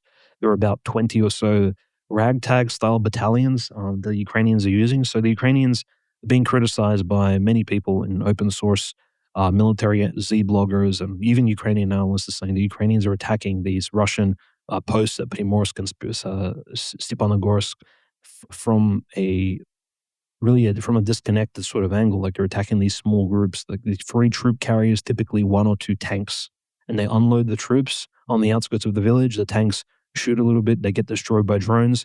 The troop carriers get destroyed, and then Ukrainians either are killed or they surrender to the Russians typically. And there's no reinforcements. There is no like second wave. There's no reserves. It's just each particular group is just doing these suicide style runs into the Russian defenses and trying to get through. Of course, the Russians are, of course, holding back in Zaporozhye, trying to hold this sort of Platzdarm against the Ukrainians, the bridgehead that they've carved out in the Zaporozhye Oblast. But at the moment, it's, people are reporting that this is the second largest Ukrainian counteroffensive since the Kursk operation in 2024. So it shouldn't be ignored that the Ukrainians are really trying to push the Russians out of Zaporozhye, the Zaporozhye location. Now, why could this be the case? Well, because obviously, if you trail across the Dnieper, just along that coastline of Stepanogorsk and Primorsk, you'll reach essentially Energodar, and you'll reach the Zaporozhye nuclear power plant. From the Ukrainian perspective, that's a key area they need to control. And from the Russian perspective, if they eventually edge their way all the way across the river to Zaporozhye and maybe even Dnipropetrovsk, eventually they will have a huge leverage to put up against the Americans in the coming ceasefire peace talk organization. So both sides, they get a lot out of the Zaporozhye Dnieper River location battles. And this is why there's a huge overinvestment at the moment of Ukrainians just sending waves and waves of these small attack groups, which again are resulting in the capture of thousands of Ukrainian troops and at times hundreds of killed or injured.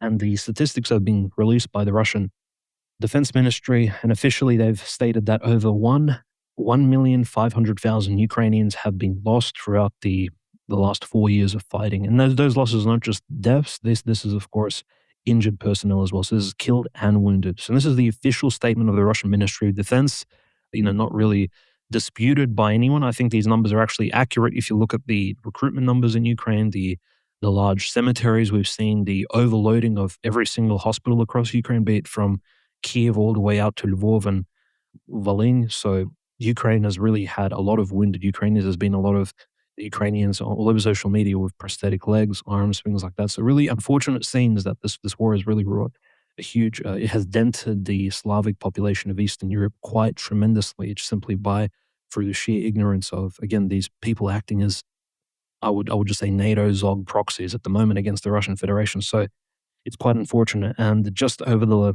last 2 months since the beginning of 2026, the Russians have captured 42 villages, as in 42 settlements, you can almost say, Solo and Zerevny, 900 square kilometers, and over all of 2025, 300 villages and settlements were captured. So the speed at which the Russians are advancing this year in 2026 is actually faster and more pronounced than even in 2025. So we have to keep in mind the Russians are always in some advantageous position, always taking major cities, taking these villages. The Ukrainians are essentially always trying to at least reposition themselves, reestablish some sort of balance on the defensive. Now, the other big development that we've seen across Ukraine recently is the continued assaults upon Kupiansk. Kupiansk is still one of the main battlegrounds in the Kharkovskaya Oblast. The Russians are still very heavily invested in, and the reports coming out of Kupiansk are that, well, the Russians are still holding the center of Kupiansk. The majority of the city is in their control, but the Ukrainian onslaught is not really slowing down.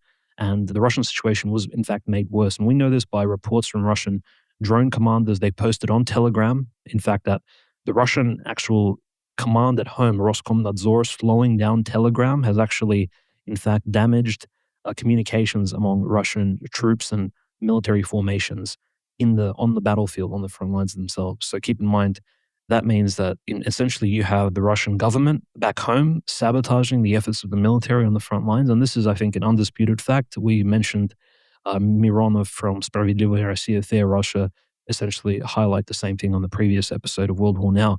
So in fact, the slowing down of Telegram is quite bad, not just for communication of troops between them on the front lines and their loved ones back at home, but also for military units are actually still using Telegram on the Russian side. Yeah, albeit Ukrainians are also using Telegram for their ends and their own devices. However, shutting down Telegram will ultimately hurt the Russians because the Max platform is simply not as safe. It's not as encrypted. And in fact, there are flaws with it. So it's unclear why the Russian government is pushing this sort of sovereign social media service so prominently and trying to get all the Russians to sign up to it and leave Telegram. It's really quite curious because we haven't actually received any information directly about Pavel Durov, whether or not he's actually sold out telegram secrets to NATO, to the French, or to the Americans. We actually don't have any data about that. So the only people we are trusting are apparently the Russian, the Russian government itself, which is, again, we have to take things with a grain of salt. Now, another very, very interesting fact is that there's been an announcement of essentially massive military aid packages from seemingly former neutral countries. Again, these are new NATO countries like Sweden. They've announced $1.4 billion to go to Ukraine. So this is not a united European Union type of investment. It's more just the Kingdom of Sweden itself has decided to just donate $1.4 billion to Ukraine. And in particular, this is for like more than half of that amount will be used for Tridon mobile air defense systems. And the rest of the funds, the large majority of it, will be used for the production of Ukrainian drones. So when the question arises as to what did Russia actually gain from the SMO? I mean, we are actually recording more or less on the brink of the 4th anniversary of the special military operation. We have to understand one of the losses that the Russian Federation has suffered is the inclusion of Sweden and Finland into NATO. And now look how eagerly Sweden and Finland are actually contributing to bolstering the Ukrainian armed forces. They're giving them $600 million to be provided onto their drone forces, right? For drone innovations. They're giving them these air defense systems to defend Ukrainian cities. The situation on the ground is actually quite bad for the Ukrainians. It's been reported by the mayor of Kiev that it's almost like every fortnight things are becoming much worse. And we are still in winter of 2026. So keep in mind, it is still quite cold in Eastern Europe. And at the moment, there are over 3,000 homes within Kiev that have no power whatsoever. And that means no electricity and no heating. So they're reliant on insulation and basically, I guess, portable heaters of some sort at best to try and survive. So there's a huge crisis going on in Ukraine, and the Russians are not really looking to back down from essentially applying this massive pressure to the capital, the Maidan's capital itself, Kiev, in order to have the people maybe go out on the streets and protest against Zelensky. As we said before, it's highly speculative what the goals are of actually hurting the innocent population of and the citizenry of Kiev, whether or not the purpose is to have them overthrow the Zelensky regime or to just cause such mass demoralization among the Ukrainians that they simply will stop fighting. But in any case, the onslaughts against the electrical generators across Ukraine are quite pronounced. The Iskander missiles, Russian drones, and it looks like the Patriot defense systems that the US has been sending Ukraine haven't really been keeping up. And I think very soon, this is one of the benefits that Russia will gain potentially from a Iranian-American war, Conrad, is that a lot of those Patriot missiles and a lot of the air defense systems will begin actually flowing into the Gulf states and Israel as opposed to Ukraine, because America cannot be funding two theaters of war at the same time. So eventually, the Ukrainian support will wither out, especially as we consider if this Iranian conflict is in fact pronounced. If it isn't 12 days, as one of the Iranian spokespersons says, but will be 120 days, that will have a very beneficial impact on Russia, because then Ukraine will receive less assistance and the Russians can progress a lot more swiftly through the front lines. And I think some of the best news this week, last little story here, is that the Russians have planted a flag on an apartment building in a village located only 2 kilometers, so roughly 1.4 miles outside of the Svyatogorsk Lavra, near the Svyatogorsk National Park, where Seversky Donets River is flowing through. So the largest monastery in all of eastern Ukraine is about to be liberated by the Russians, very hopefully. So literally could happen any day this week. So we have to keep all the innocent people living around that area, all the monks in our prayers, so that that particular liberation of the monastery and all the lands can go on somewhat so that people can be unscathed and unhurt. Interesting, the village of Bogorodichne, which we mentioned a few weeks ago, that was desecrated by the Ukrainian military, it's just outside of the Svyatogorsk monastery. So that chapel that was completely destroyed by the Ukrainian military and ransacked, and the altar was desecrated, all of that particular village of the Theotokos will also be liberated by the Russians. And that's probably why the Ukrainians chose to desecrate the chapel in the first place, because look, this land is about to be maybe given up to the Russians in terms of the Ukrainian retreat plan. So it's a scorched earth tactic against even Orthodox Christianity, which is quite diabolical, I think. But in any case, Russian progress is being made across the front lines despite the shutdown of Starlink, despite Telegram slowing down issues, albeit at home, a lot of big discussions about whether or not the entire Telegram plan was actually a good idea. There's a lot of really hot disputing among the Russian politicians themselves at home.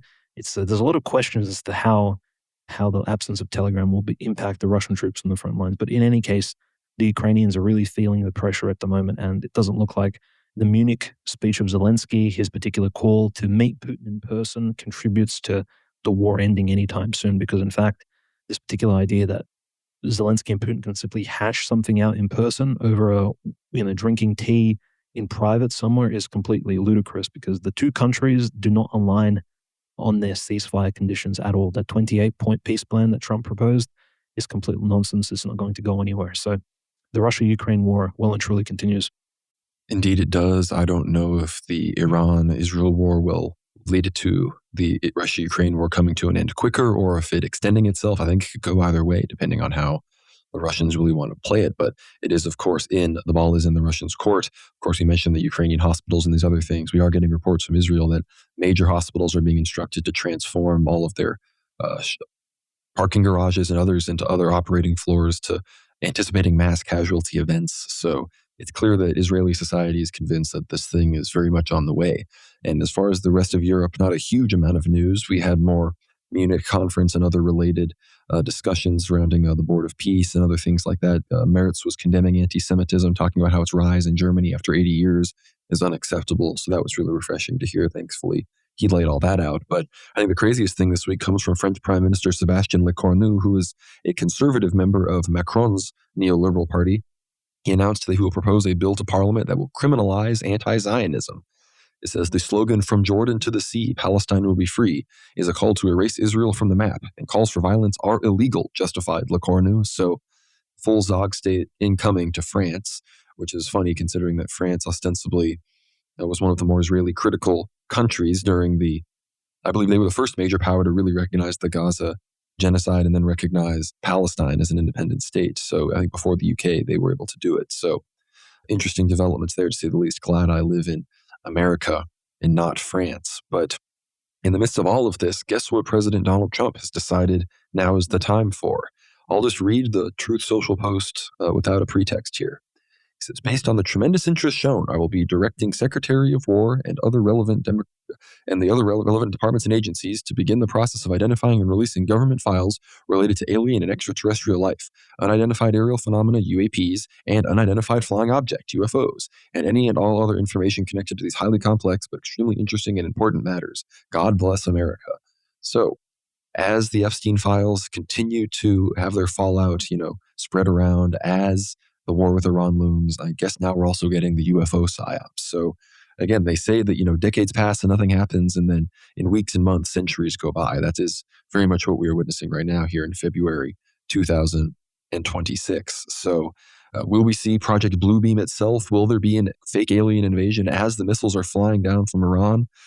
Someone was speculating, and by someone I mean me, to my friends in private, I was speculating that maybe, global Islam is still the psyop, and the aliens will come and it'll be fake, but the Iranians with their heroic and honorable missiles destroyed the alien invasion, and then everyone begins converting to 12-ver Shi'ism, So what if that was the psyop, a whole reverse psychology, right? That would be something interesting. But you heard it here first, so if that's what happens, you won't fall for it because you heard it here on World War Now, so you're welcome. But no, unfortunately, I don't think that will be, not unfortunately, but I do not see that being what goes down. However, I could see with this being released, there is now much more pretext to use hidden and previously unused and unseen and unrevealed weaponry in the confrontation with Iran, and then, of course, potentially Russia and China, depending on how things go. I think if this is about anything practical besides distracting the public, I would say that's what it's about. We might see some lasers. We might see some anti-gravity tech. Who knows? We might see some crazy robotics. Who knows, right? I would love to hear if you have any thoughts on this, Dimitri. But the other news I want to make sure we discuss before I discuss some of the Epstein stuff is the situation in Cuba. We have a report here from Axios that Secretary of State Marco Rubio has been holding secret talks with the grandson and caretaker of Cuba's aging de facto dictator, Raul Castro, as the U.S. puts unprecedented pressure on Havana's regime. Of course, Raul Castro was succeeded by Diaz-Canelo, but he probably still has outsized influence. He was longtime first secretary of the Communist Party there, obviously the brother of Fidel Castro, so a very relevant player in Cuba. But it seems that Marco Rubio, clearly takes the Cuba thing personally as a Cuban exile, so it seems that Cuba will be the next to fall if Iran does or doesn't. Cuba, I think it's already a done deal. I don't know if Castro's caretaker here, grandson, will be picking up the slack, but we shall see. Venezuela also seems to be pretty much cooked. Diosdado Cabello might still end up getting locked up for war crimes and these other things, but it seems that Delcy Rodriguez, Padrino Lopez have succeeded in escaping with their heads as Venezuela caves to Zog. I haven't seen any huge, super relevant updates on that front this week. But I'd love to hear your thoughts on this unidentified flying object situation, Dimitri, as well as the anti-Semitism situation in France. But again, if as much as I've said that war is terrible, I don't want to see it happen, as much as the vindication on some of these prophecies is really fascinating to see unfold. As a young man, still under 30, we have to recognize that it is probably going to be cool to see some of this weaponry in action. So if there's one upside to this, I guess there's that. Well, of course, many people just want to say alien UFOs as well being used in combat by the American military, which really, since at least Bob Lazar's time, like 1980s, 1990s, the US should have at least had, UFOs prepared to go. And yet, I mean, the B-2 bombers, the UFOs that we're talking about here, surely there's something a lot more cool. Hasn't been used in Ukraine yet, but generally speaking, the entire UFO alien psyop, most definitely the Trump's release of any of those files. I mean, he's ordered their release, but look, that is going to include a lot of redactions, very similar to the Epstein files.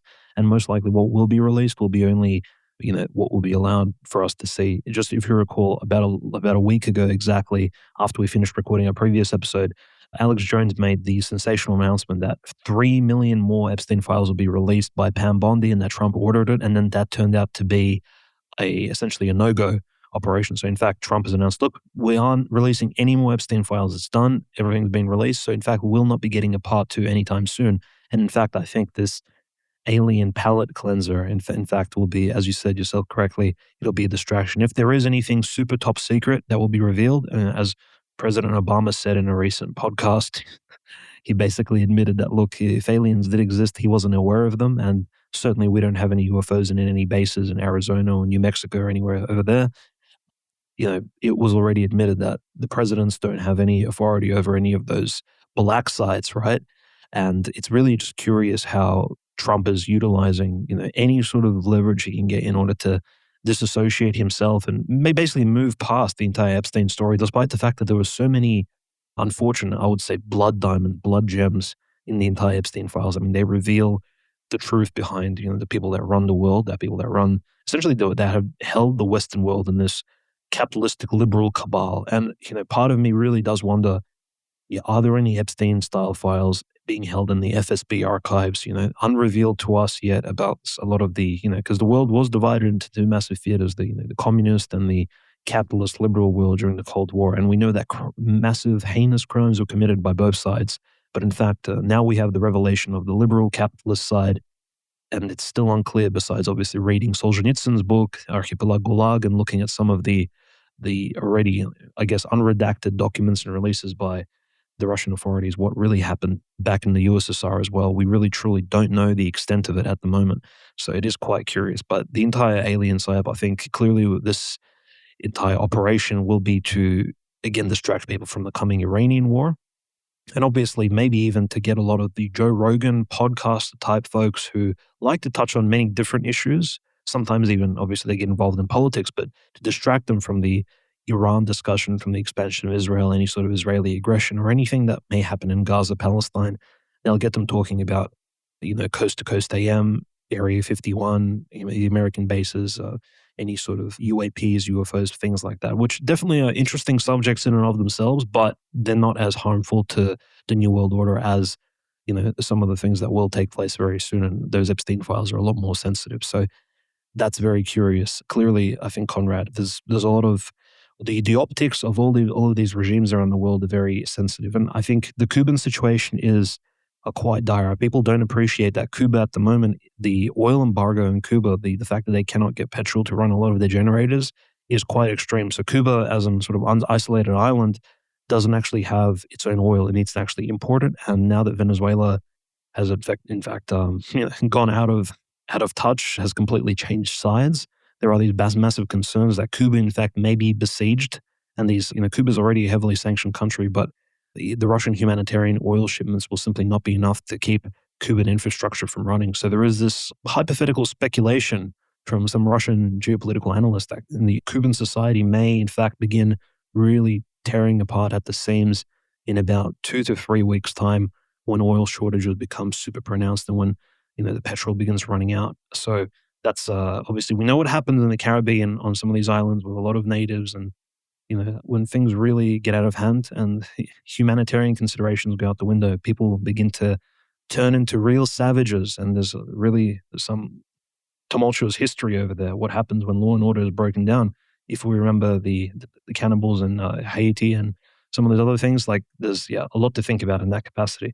Just one of the sort of countries adjacent to Russia, Conrad, I just wanted to bring up this somewhat isolated news. A lot of people really missed it, but Kazakhstan at the moment is undergoing a huge constitutional change, basically turning itself into a quasi-constitutional monarchy. And this is interesting. So President Tokayev has proposed these draft constitutional reforms, which, given his power over Kazakhstan, the president has so much authority now, they will be only increased, and most likely these draft changes will be passed. But these changes to Kazakhstan's authority will turn the Kazakhstan's Congress, its parliament, into a unicameral legislature. So it'll be one congressional, it'll be a unicameral parliament, essentially. And they will rename it to the Kurultai. They'll give it the Central Asian traditional name.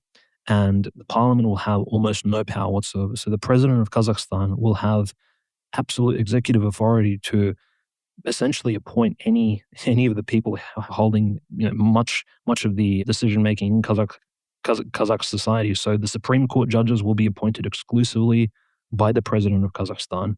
The main prosecutor will be exclusively appointed by the president of Kazakhstan.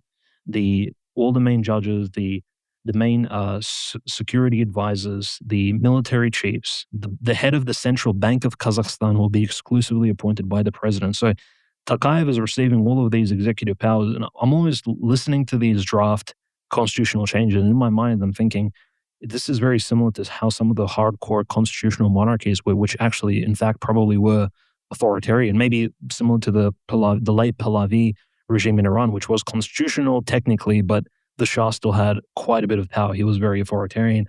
It looks like that's what Kazakhstan is turning into. Now, why Tokayev wants to consolidate all this power around himself and not dilute it is another question, is getting rid of all these so-called democratic checks and balances. Really curious development.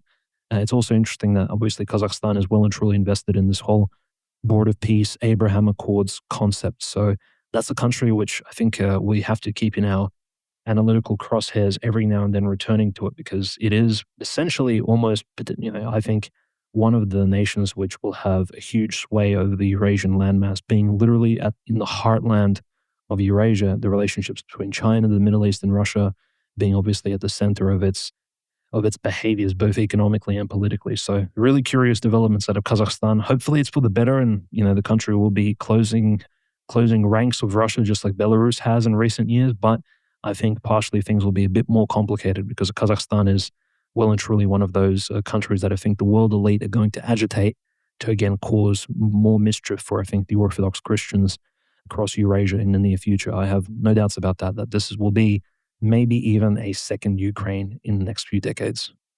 No, it's true. And we've talked about doing an esoteric analysis of Astana, which I guess is Nur Sultan now or whatever.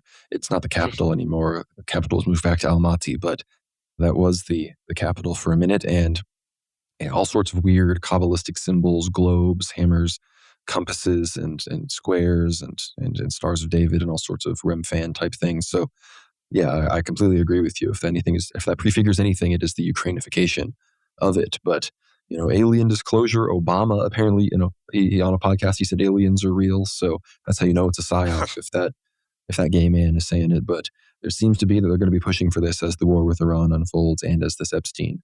Some of the consequences are being reaped from this. And some of the consequences, for example, here is the Prince Andrew, brother of King Charles, was arrested. It says here, according to Thames Valley Police, a raid was conducted by law enforcement on former Prince Andrew's residence as he was sleeping. TVPD claims he passed sensitive information to Jeffrey Epstein in relation to investigations and other matters. He was released after 12 hours with no charge, so we don't know exactly what's going to come of that. I'm sure there's an investigation ongoing, and he was questioned. I'm assuming he wanted to pretend that he was cooperating, so that's the situation there, but we're going to be monitoring that. And the other fallout we saw, Les Wexner, who was giving answers during the House Oversight Committee, as he was being deposed as part of the Epstein deposition, his attorney, Michael Levy, a fellow tribal member, leaned into Wexner's ear, and Wexner's old, disgusting corpse of a Jewish man, leans into his ear and he said, "I'll fucking kill you if you answer another question with more than 5 words, okay?"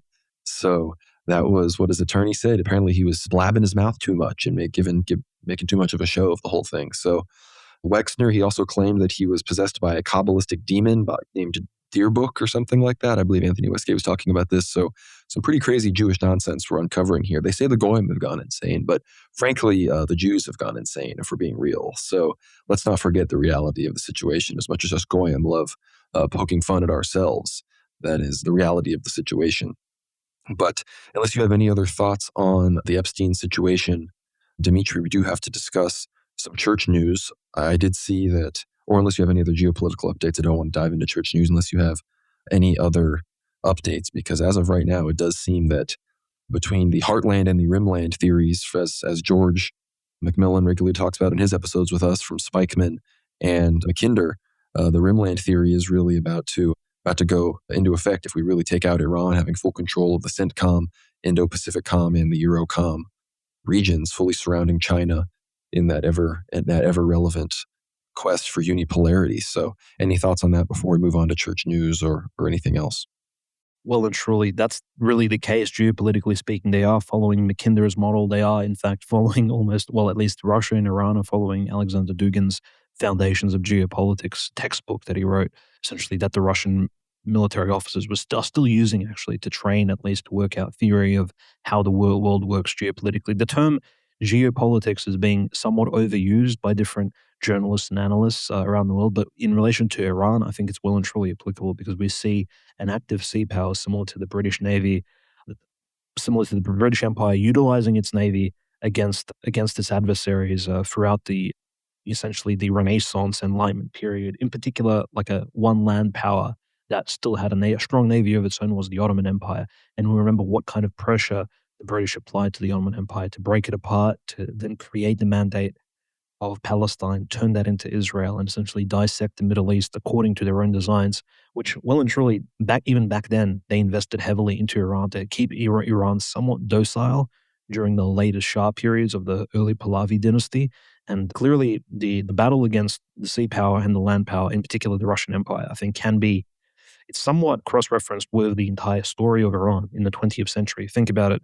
Iran was always the battlefield between two massive influences. From the sea, the British Empire, and later the Americans, and from the land, the Russian Empire and the USSR. The Tsar always supported the Shahs of Iran. The British supported the mullahs. The British model won out in the end. Even the Shah's regime, in fact, after the Russian Revolution, well and truly became pro-Western. And to this day, I think Iran is in fact trying to pivot back under and trying to retain that protection from the land power of the Russian Federation, trying to rebuild that relationship. Because until the late 1990s, Iran and Russia really didn't have an amicable relationship. We have to keep in mind, we have this idea that Russia and Iran were friends always, but that's not really the case, unfortunately, because Iran is deeply anti-communistic.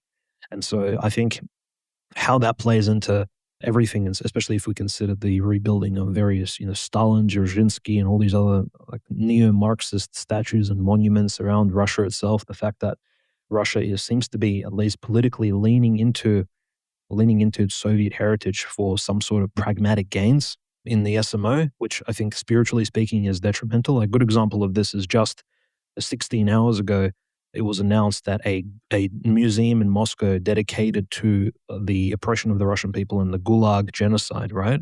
So it's a museum of Gulag history in Moscow, based on not just Solzhenitsyn's writings, but actual reports from the Gulags. Seems like a pretty appropriate museum to have. I mean, there are so many Holocaust museums around the world and not that many Gulag museums. And yet the Russians have announced, the authorities of Moscow have announced this Gulag museum is being shut down and it's going to be turned into a Soviet genocide museum dedicated to Nazi war crimes. So they're repurposing a museum dedicated to, Stalinism, dedicated to the genocide of the Russian people, and turning it into, this is what the Third Reich and its allies did during the war, which is now shorter than the SMO. So you kind of see this doesn't really improve the relationship between Russia and Iran. It doesn't actually improve anything. I think even on the front lines of the Russo-Ukrainian war, these particular negative decisions are playing out. But what I'm trying to emphasize is the Russian elites, they come from a Soviet background. Many of them are former KGB personnel, especially the Siloviki, Patrushev, Chemezov, Putin himself, or they're adjacent to the USSR diplomatic corps. They are well and truly Soviet men. I mean, the Soviet boomers, essentially. That's who's running the Russian Federation, these Novy Orpa and Soviet boomers. And so keep in mind, these people remember when Iran used to slaughter Iranian communists and even so-called Soviet agents after the revolution. They used to torture them with no trial, kill them in basements. And so the Russo-Iranian relationship is, I think, not as straightforward as some people really make it out to be. So yeah, some really interesting relations. And hopefully they can overcome that in order to then, solidify a new reality for the world, because we really and truly, we see now Iran is the counterbalance to Israel in the Middle East. Russia needs to set aside its differences and just acknowledge that and actually help Iran strengthen themselves before it's too late. And that's, hopefully everybody understands that over there in the Kremlin, and all the geopolitical analysts are setting aside some of their weird boomer presuppositions based on Soviet history in order to acknowledge the current pragmatic reality. And I'm not even a realpolitik person, but that's what needs to happen today. Very true. I am also not a realpolitik person. I'm a theopolitik person. And if you want to hear some theopolitical analysis, you got to check out our episode with Andrei Afanasiev. We get into that explicitly, how the prophecies and these other things are important at how we look at the unfolding civilizational conflicts in front of us. And again, you don't hear the mainstream media and even the mainstream alt media people talking about future war with Turkey, but I can assure you it is coming. And if you dig in even deeper, the true deep analysts who are fully censored, even having their name censored, like George McMillan that we have on, he knows all about, his analysis lines up with what we talk about with the prophecies, and he understands Rimland and Heartland theory better than any of these analysts and any of these people who've been working in these governments. So we've been able to see what is very much coming. But as far as the church persecution situation goes, this is from the Ortho Christian. It says, seized church turned into clothing warehouse, never has services. It says supporters of the schismatic OCU, Orthodox Church of Ukraine, have converted the seized church of the Savior Not Made by Hands in Korsun Shevchenkivsky in the Cherkasy province into clothing storage. Parishioners of the canonical UOC have continued to pray outside the walls of their church. Report that the lower level of the church is now used to store goods with bags and boxes of clothing piled up directly in front of the iconostasis. The icons and altar have been covered by the stored items, and the space no longer serves any liturgical purpose, reports the First Cossack Telegram channel. More than 20 months have passed since the seizure. Not a single church service has been inside the building during that time, while the Orthodox faithful are forced to pray on the street. The seizure took place on the night of May 30th, 2024, when a group of people in military uniforms broke into the church grounds, tore off the locks, entered the building. The raiders deliberately waited until curfew hours to carry out their special operation, remaining locked inside the church property through the night. The group identified itself as local territorial defense. The conflict over the church dates back to 2022, when OCU supporters backed by local activists first moved to take over the building. So, another day, another local parish falling to being used, I guess, for practical purposes by the Ukrainian regime and not even for schismatic nonsense worship. So, unfortunate to see, but do you have any other persecution updates, Dimitri? Yeah, there are some interesting stories. This one, absolutely, I found it almost difficult to believe that this actually took place. But this is a story from the 11th of February. The fact that we're only reporting on it 10 days later is because it wasn't really published openly. So the city of Ivano-Frankovsk, located in far western Ukraine, so you can understand this is like deep Bandera, Mazepa territory. Bishop of Ivano-Frankovsk, Nikita, his car was stopped by Ukrainian military recruiters from the TTSK. One TTSK recruiter got into the back of the car with the bishop, because, the bishops typically, if you've ever seen bishops arrive at your church, a cathedral, monastery, they have usually a driver. So the driver's behind the wheel, the bishop is in the back seat, the TTSK guy gets in with the bishop in the back seat and says, all right, we'll go into the recruitment office, bishop. You're being enlisted. I kid you not. And Bishop Nikita's driver with like his high IQ, I think he was driving to church on that Sunday, and they headed to the Holy Spirit Cathedral located in Ivano-Frankovsk. And he actually, and I don't know how they timed this exactly, but 2 more recruitment cars began following the bishop's car. And as it was driving into the gates of the cathedral building, of the complex of the cathedral, the gates closed, cutting off the bishop's car on the inside from the 2 recruiting cars following it. So almost like a James Bond style movie. And then the recruiter himself couldn't actually grab the bishop and drag him out of the gates because, his colleagues were stuck outside of the cathedral complex. And the bishop ended up entering into a full church where, his Orthodox Christian parishioners were waiting for him, and ended up serving the liturgy there, which is, that is insane. Think about that. Like, the Ukrainians were actually, I believe that, I apologize, the 11th of February was in fact a Wednesday, but can you just imagine, they were actually trying to kidnap a bishop and actually recruit him. And this is officially a Bishop Nikita's statement, so it's not like some journalists have made this up. In fact, his driver, so this particular layperson, whoever he was, has saved his bishop from essentially abuse, and who knows what else the Ukrainians might have done to him when they of course, would have dragged him into those cars and took him to the recruitment office. I mean, the chutzpah here is quite next level. I think we're reaching sort of the peak Bolshevism almost. And yes, that's obviously what's continuing to happen. And there are also concerns about, obviously, the Ukrainians are worried themselves that, hey, the Russians seem to be bringing up the church persecution quite a bit and the closure of monasteries and churches and all these monastery complexes like the Kiev-Pechersk Lavra. So here's what we're going to do. And obviously, we know the Kiev-Pechersk Lavra, it's been taken over for quite more than 12 months at this point, almost 2 years.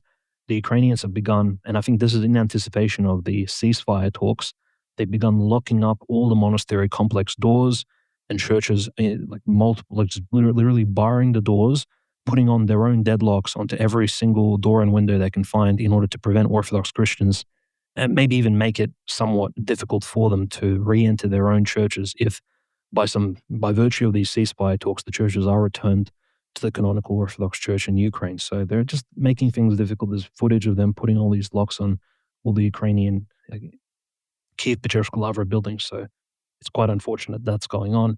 And meanwhile, like good news, notice the comparison between what's happening in Kiev and what's happening in Moscow. So in Moscow, just on the eve of Great Lent, this week, the Russian SWAT, OMON, have raided, and in fact, this is during Macedon, so they raided a nightclub full of Satanists in Moscow. So apparently there was a nightclub of Satanists that was completely destroyed. They arrested tens of people because Satanism is an illegal religion in Russia. And Andrei Afanasyev mentioned this on our previous 8th hour episode, which everyone should go listen to. But apparently this is quite the problem since the fall of the USSR. A lot of satanic movements began to spread from essentially some of these liberal capitalistic countries into Ukraine, into Belarus, into the Russian Federation. And each country in particular had to essentially shut them down. Ukraine, I think, failed the most. And the Russian Federation, they're still trying to weed out these satanic sects. So there was a satanic nightclub bar that was shut down over the week, just in preparation for Great Lent. So God is great, and that's really good news.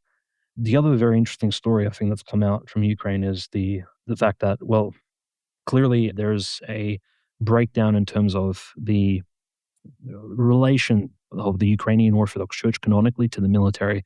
There's obviously priests who don't necessarily, then bishops that don't tell their flock to go and serve in the military, and there are Ukrainian Orthodox canonical bishops that support military service of their parishioners. A good example of this, and this is surprising news, I think we were speaking about it off air with Conrad, but one of the archbishops of Ukraine, we spoke about him before, Archbishop Jonah Cherepanov, so Archiepiscop Iona, he basically gave a funeral to a member of the Azov battalion, or at least because this member of the Azov battalion, Georgy, he was the son of a hierodeacon. So he was the son of an archdeacon, Mitrophon.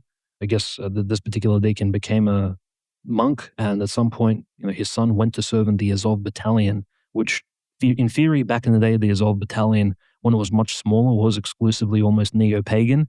But I think as the Ukrainian war progressed, the Azov battalion expanded and inflated in size, and now it's come to include, I guess, canonical Orthodox Christians as well. And this is the speech Archbishop Jonah gave, almost a sermon. He said, "We have just seen off on his final journey the warrior Georgy, son of our hierodeacon Mitrophon. He served in Azov. Yes, the very one. And yes, many Orthodox defend the motherland in this unit. I know that propagandists from the Northeast will have a meltdown over this, but it's a fact. I ask for your prayers for the hero." So interesting that you do have canonical Orthodox Christians serving in the Azov battalion, and you have, this is the first time I've seen this in 4 years, that an archbishop of the Ukrainian Orthodox Church canonically, and Archbishop Jonah, I don't understand this, from what I can gather, is not really the most, shall we say, vehement anti-Russian bishop, but it does seem like he has these sort of attitudes that, look, if we have to defend the motherland, that is Ukraine, against Russia, where we're able to bless, members of the Azov battalion as well. So, yeah, that's how complex things have become over the war. We are reaching the 4th year of the conflict, and this is where these weird situations will continue to arise. A lot of the Russian journalists began to make World War II comparisons. I don't think all the Third Reich World War II comparisons they really hold much weight to this particular discussion, because this conflict is a bit strange, I think, from all different angles of analysis. And I don't necessarily say Archbishop Jonah is completely in the wrong here. I think there's a very good faith way to look at it, and there's also maybe a more critical way to address the particular Azov battalion. I mean, we know Azov was created by Kolomoisky was created by Chabad Lubavitch Jews coming out of Dnipropetrovsk back in the day. But the leaders of Azov promote anti-Christian values. They have Odinistic, like, I'm not even sure what to even call it, but proto-Scandinavian rituals that they carried out back in the day. But what has Azov become today? Again, can an Orthodox Christian truly serve in a pagan battalion, just like in the days of ancient Rome? There's a lot to think about here, but clearly this is one of those very strange examples that I think maybe we'll be talking about for years to come. So definitely worth remembering sort of Archbishop Jonah and his recent participation in this funeral of an Azov battalion member. So quite strange. All in all, at the moment, we do have still Ukrainian Orthodox bishops such as our Archbishop Arseny of Svetogorsk Monastery, Metropolitan Arseny. He's still located in detention in Dnipropetrovsk, still unreleased, and there's no reports about, I believe his trial is coming up this week, so worth keeping him in your prayers. Especially keep in mind his monastery is about to be liberated by the Russians. The Russians, as I said earlier, are only 2 kilometers outside of it. And once that monastery is liberated, they might in fact use that against him in court. And that's maybe why the Russians are holding back from liberating the monastery, because they're thinking, look, if we take the monastery, the leader of that monastery is in a Ukrainian prison. He's about to be held criminally accountable for working with the Russians. This will only be another charge against them. So there's so much to think about here. The liberation of the Svyatogorsk Monastery, near and dear to our hearts. If you watch Ether Hour on YouTube, the Svyatogorsk Monastery in its pixelated form is right there with you as we talk about geopolitics. So be sure to keep it all in your prayers. It's one of the most beautiful monasteries, if not potentially the most beautiful monastery in the world, in my opinion. So something that we don't want to see destroyed, and we don't want to see its abbot further tortured than he already has been. But speaking of saintly people in the church, this is from Ortho Christian as well. It says Archbishop Anastasios, who is the now reposed Archbishop of Albania, who many consider a saint, it says Constantinople waged fratricidal war against him over Ukraine, close associate reveals. His Beatitude Archbishop Anastasios of Albania, who reposed in the Lord last January, privately expressed deep bitterness in his final weeks over what he described as a fratricidal war waged against him by Constantinople on account of his theological stance on the Ukrainian church question, a close associate has revealed. The disclosure was made at a memorial event held at the University of Athens in honor of the late archbishop. Among the speakers were the Athenite Archimandrite, Father Theologos Chrysanthakopoulos, an architect and engineer who served as a close collaborator of Archbishop Anastasios in Albania. Father Theologos recounted his last meeting with the archbishop in Tirana on December 15, 2024, just days before Anastasios fell asleep, reports the UOJ with reference to a video of his talk. He called me that evening to his office and we spoke at length. Father Theologos said he was embittered by the Fanar's fratricidal war against him personally on account of his uncompromising theological position on the Ukrainian issue. He was pained and sorrowed over the schism in Orthodoxy in recent years and he prayed for its unity. He bitterly told me, "We haven't concelebrated with the Patriarch for 6 years." Archbishop Anastasios is widely known for rebuilding the Albanian Orthodox Church from the ashes following decades of communist persecution, one of the most remarkable examples of ecclesiastical restoration in modern times. In his later years, he was also known for his defense of canonical orthodoxy in Ukraine, personally authoring 2 historical theological studies in which he demonstrated that Constantinople's granting of a tomos of autocephaly to the so-called Orthodox Church of Ukraine was anti-canonical. Ortho Christians previously reported that Archbishop Anastasios received insulting letters from Constantinople hierarchs and was accused of blasphemy by an Alexandrian hierarch for his support of the canonical UOC. Other Constantinopolitan clerics and commentators attacked him on those same grounds. Father Theologos also noted that the Ukrainian autocephaly, rather than uniting Orthodox Christians in Ukraine as its proponents had hoped, widened the divide within the Ukrainian people and spread discord and schism throughout world orthodoxy. So, Axios to His Eminence Archbishop Anastasios, a truly incredible figure in modern orthodoxy. I have no doubt that within the next few years he will be canonized by the Ecumenical Patriarchate, most likely. So, very good to hear this. Another example, there's not a single saintly person that stands by the OCU. The only person that I respect that stands by the OCU is Metropolitan, how am I forgetting his name? The Metropolitan of Kenya, the Greek art Metropolitan, who I haven't heard him speak on the Ukrainian issue in a long time. And he was against the vax and thinks Seraphim Rose is a saint. So I'm sure he's probably already changed his opinion anyway. And Makarios of Nairobi, that's who it was. I didn't look it up either. It just came to me. But that's the only person I can even think of. So Patriarch Bartholomew, unless he does a heel turn here at the end of his life, he is going to go down in history as a very, not a positive patriarch in the Orthodox Church. But as far as World War III goes, of course, we are waiting at bated breath. This is being recorded, I believe, with 9 days left, according to Trump's 10-day countdown. So again, by next Sunday, all of this really should probably be in swing. And whether that's Trump's idea of a limited strike or the extended weeks-long operation is already underway, I think that operation will be underway. And I do think we will be seeing escalations and consequences that no one, frankly, could predict. So, Dimitri, I'd love to hear your final words on World War III and what's coming before we sign off for the people here.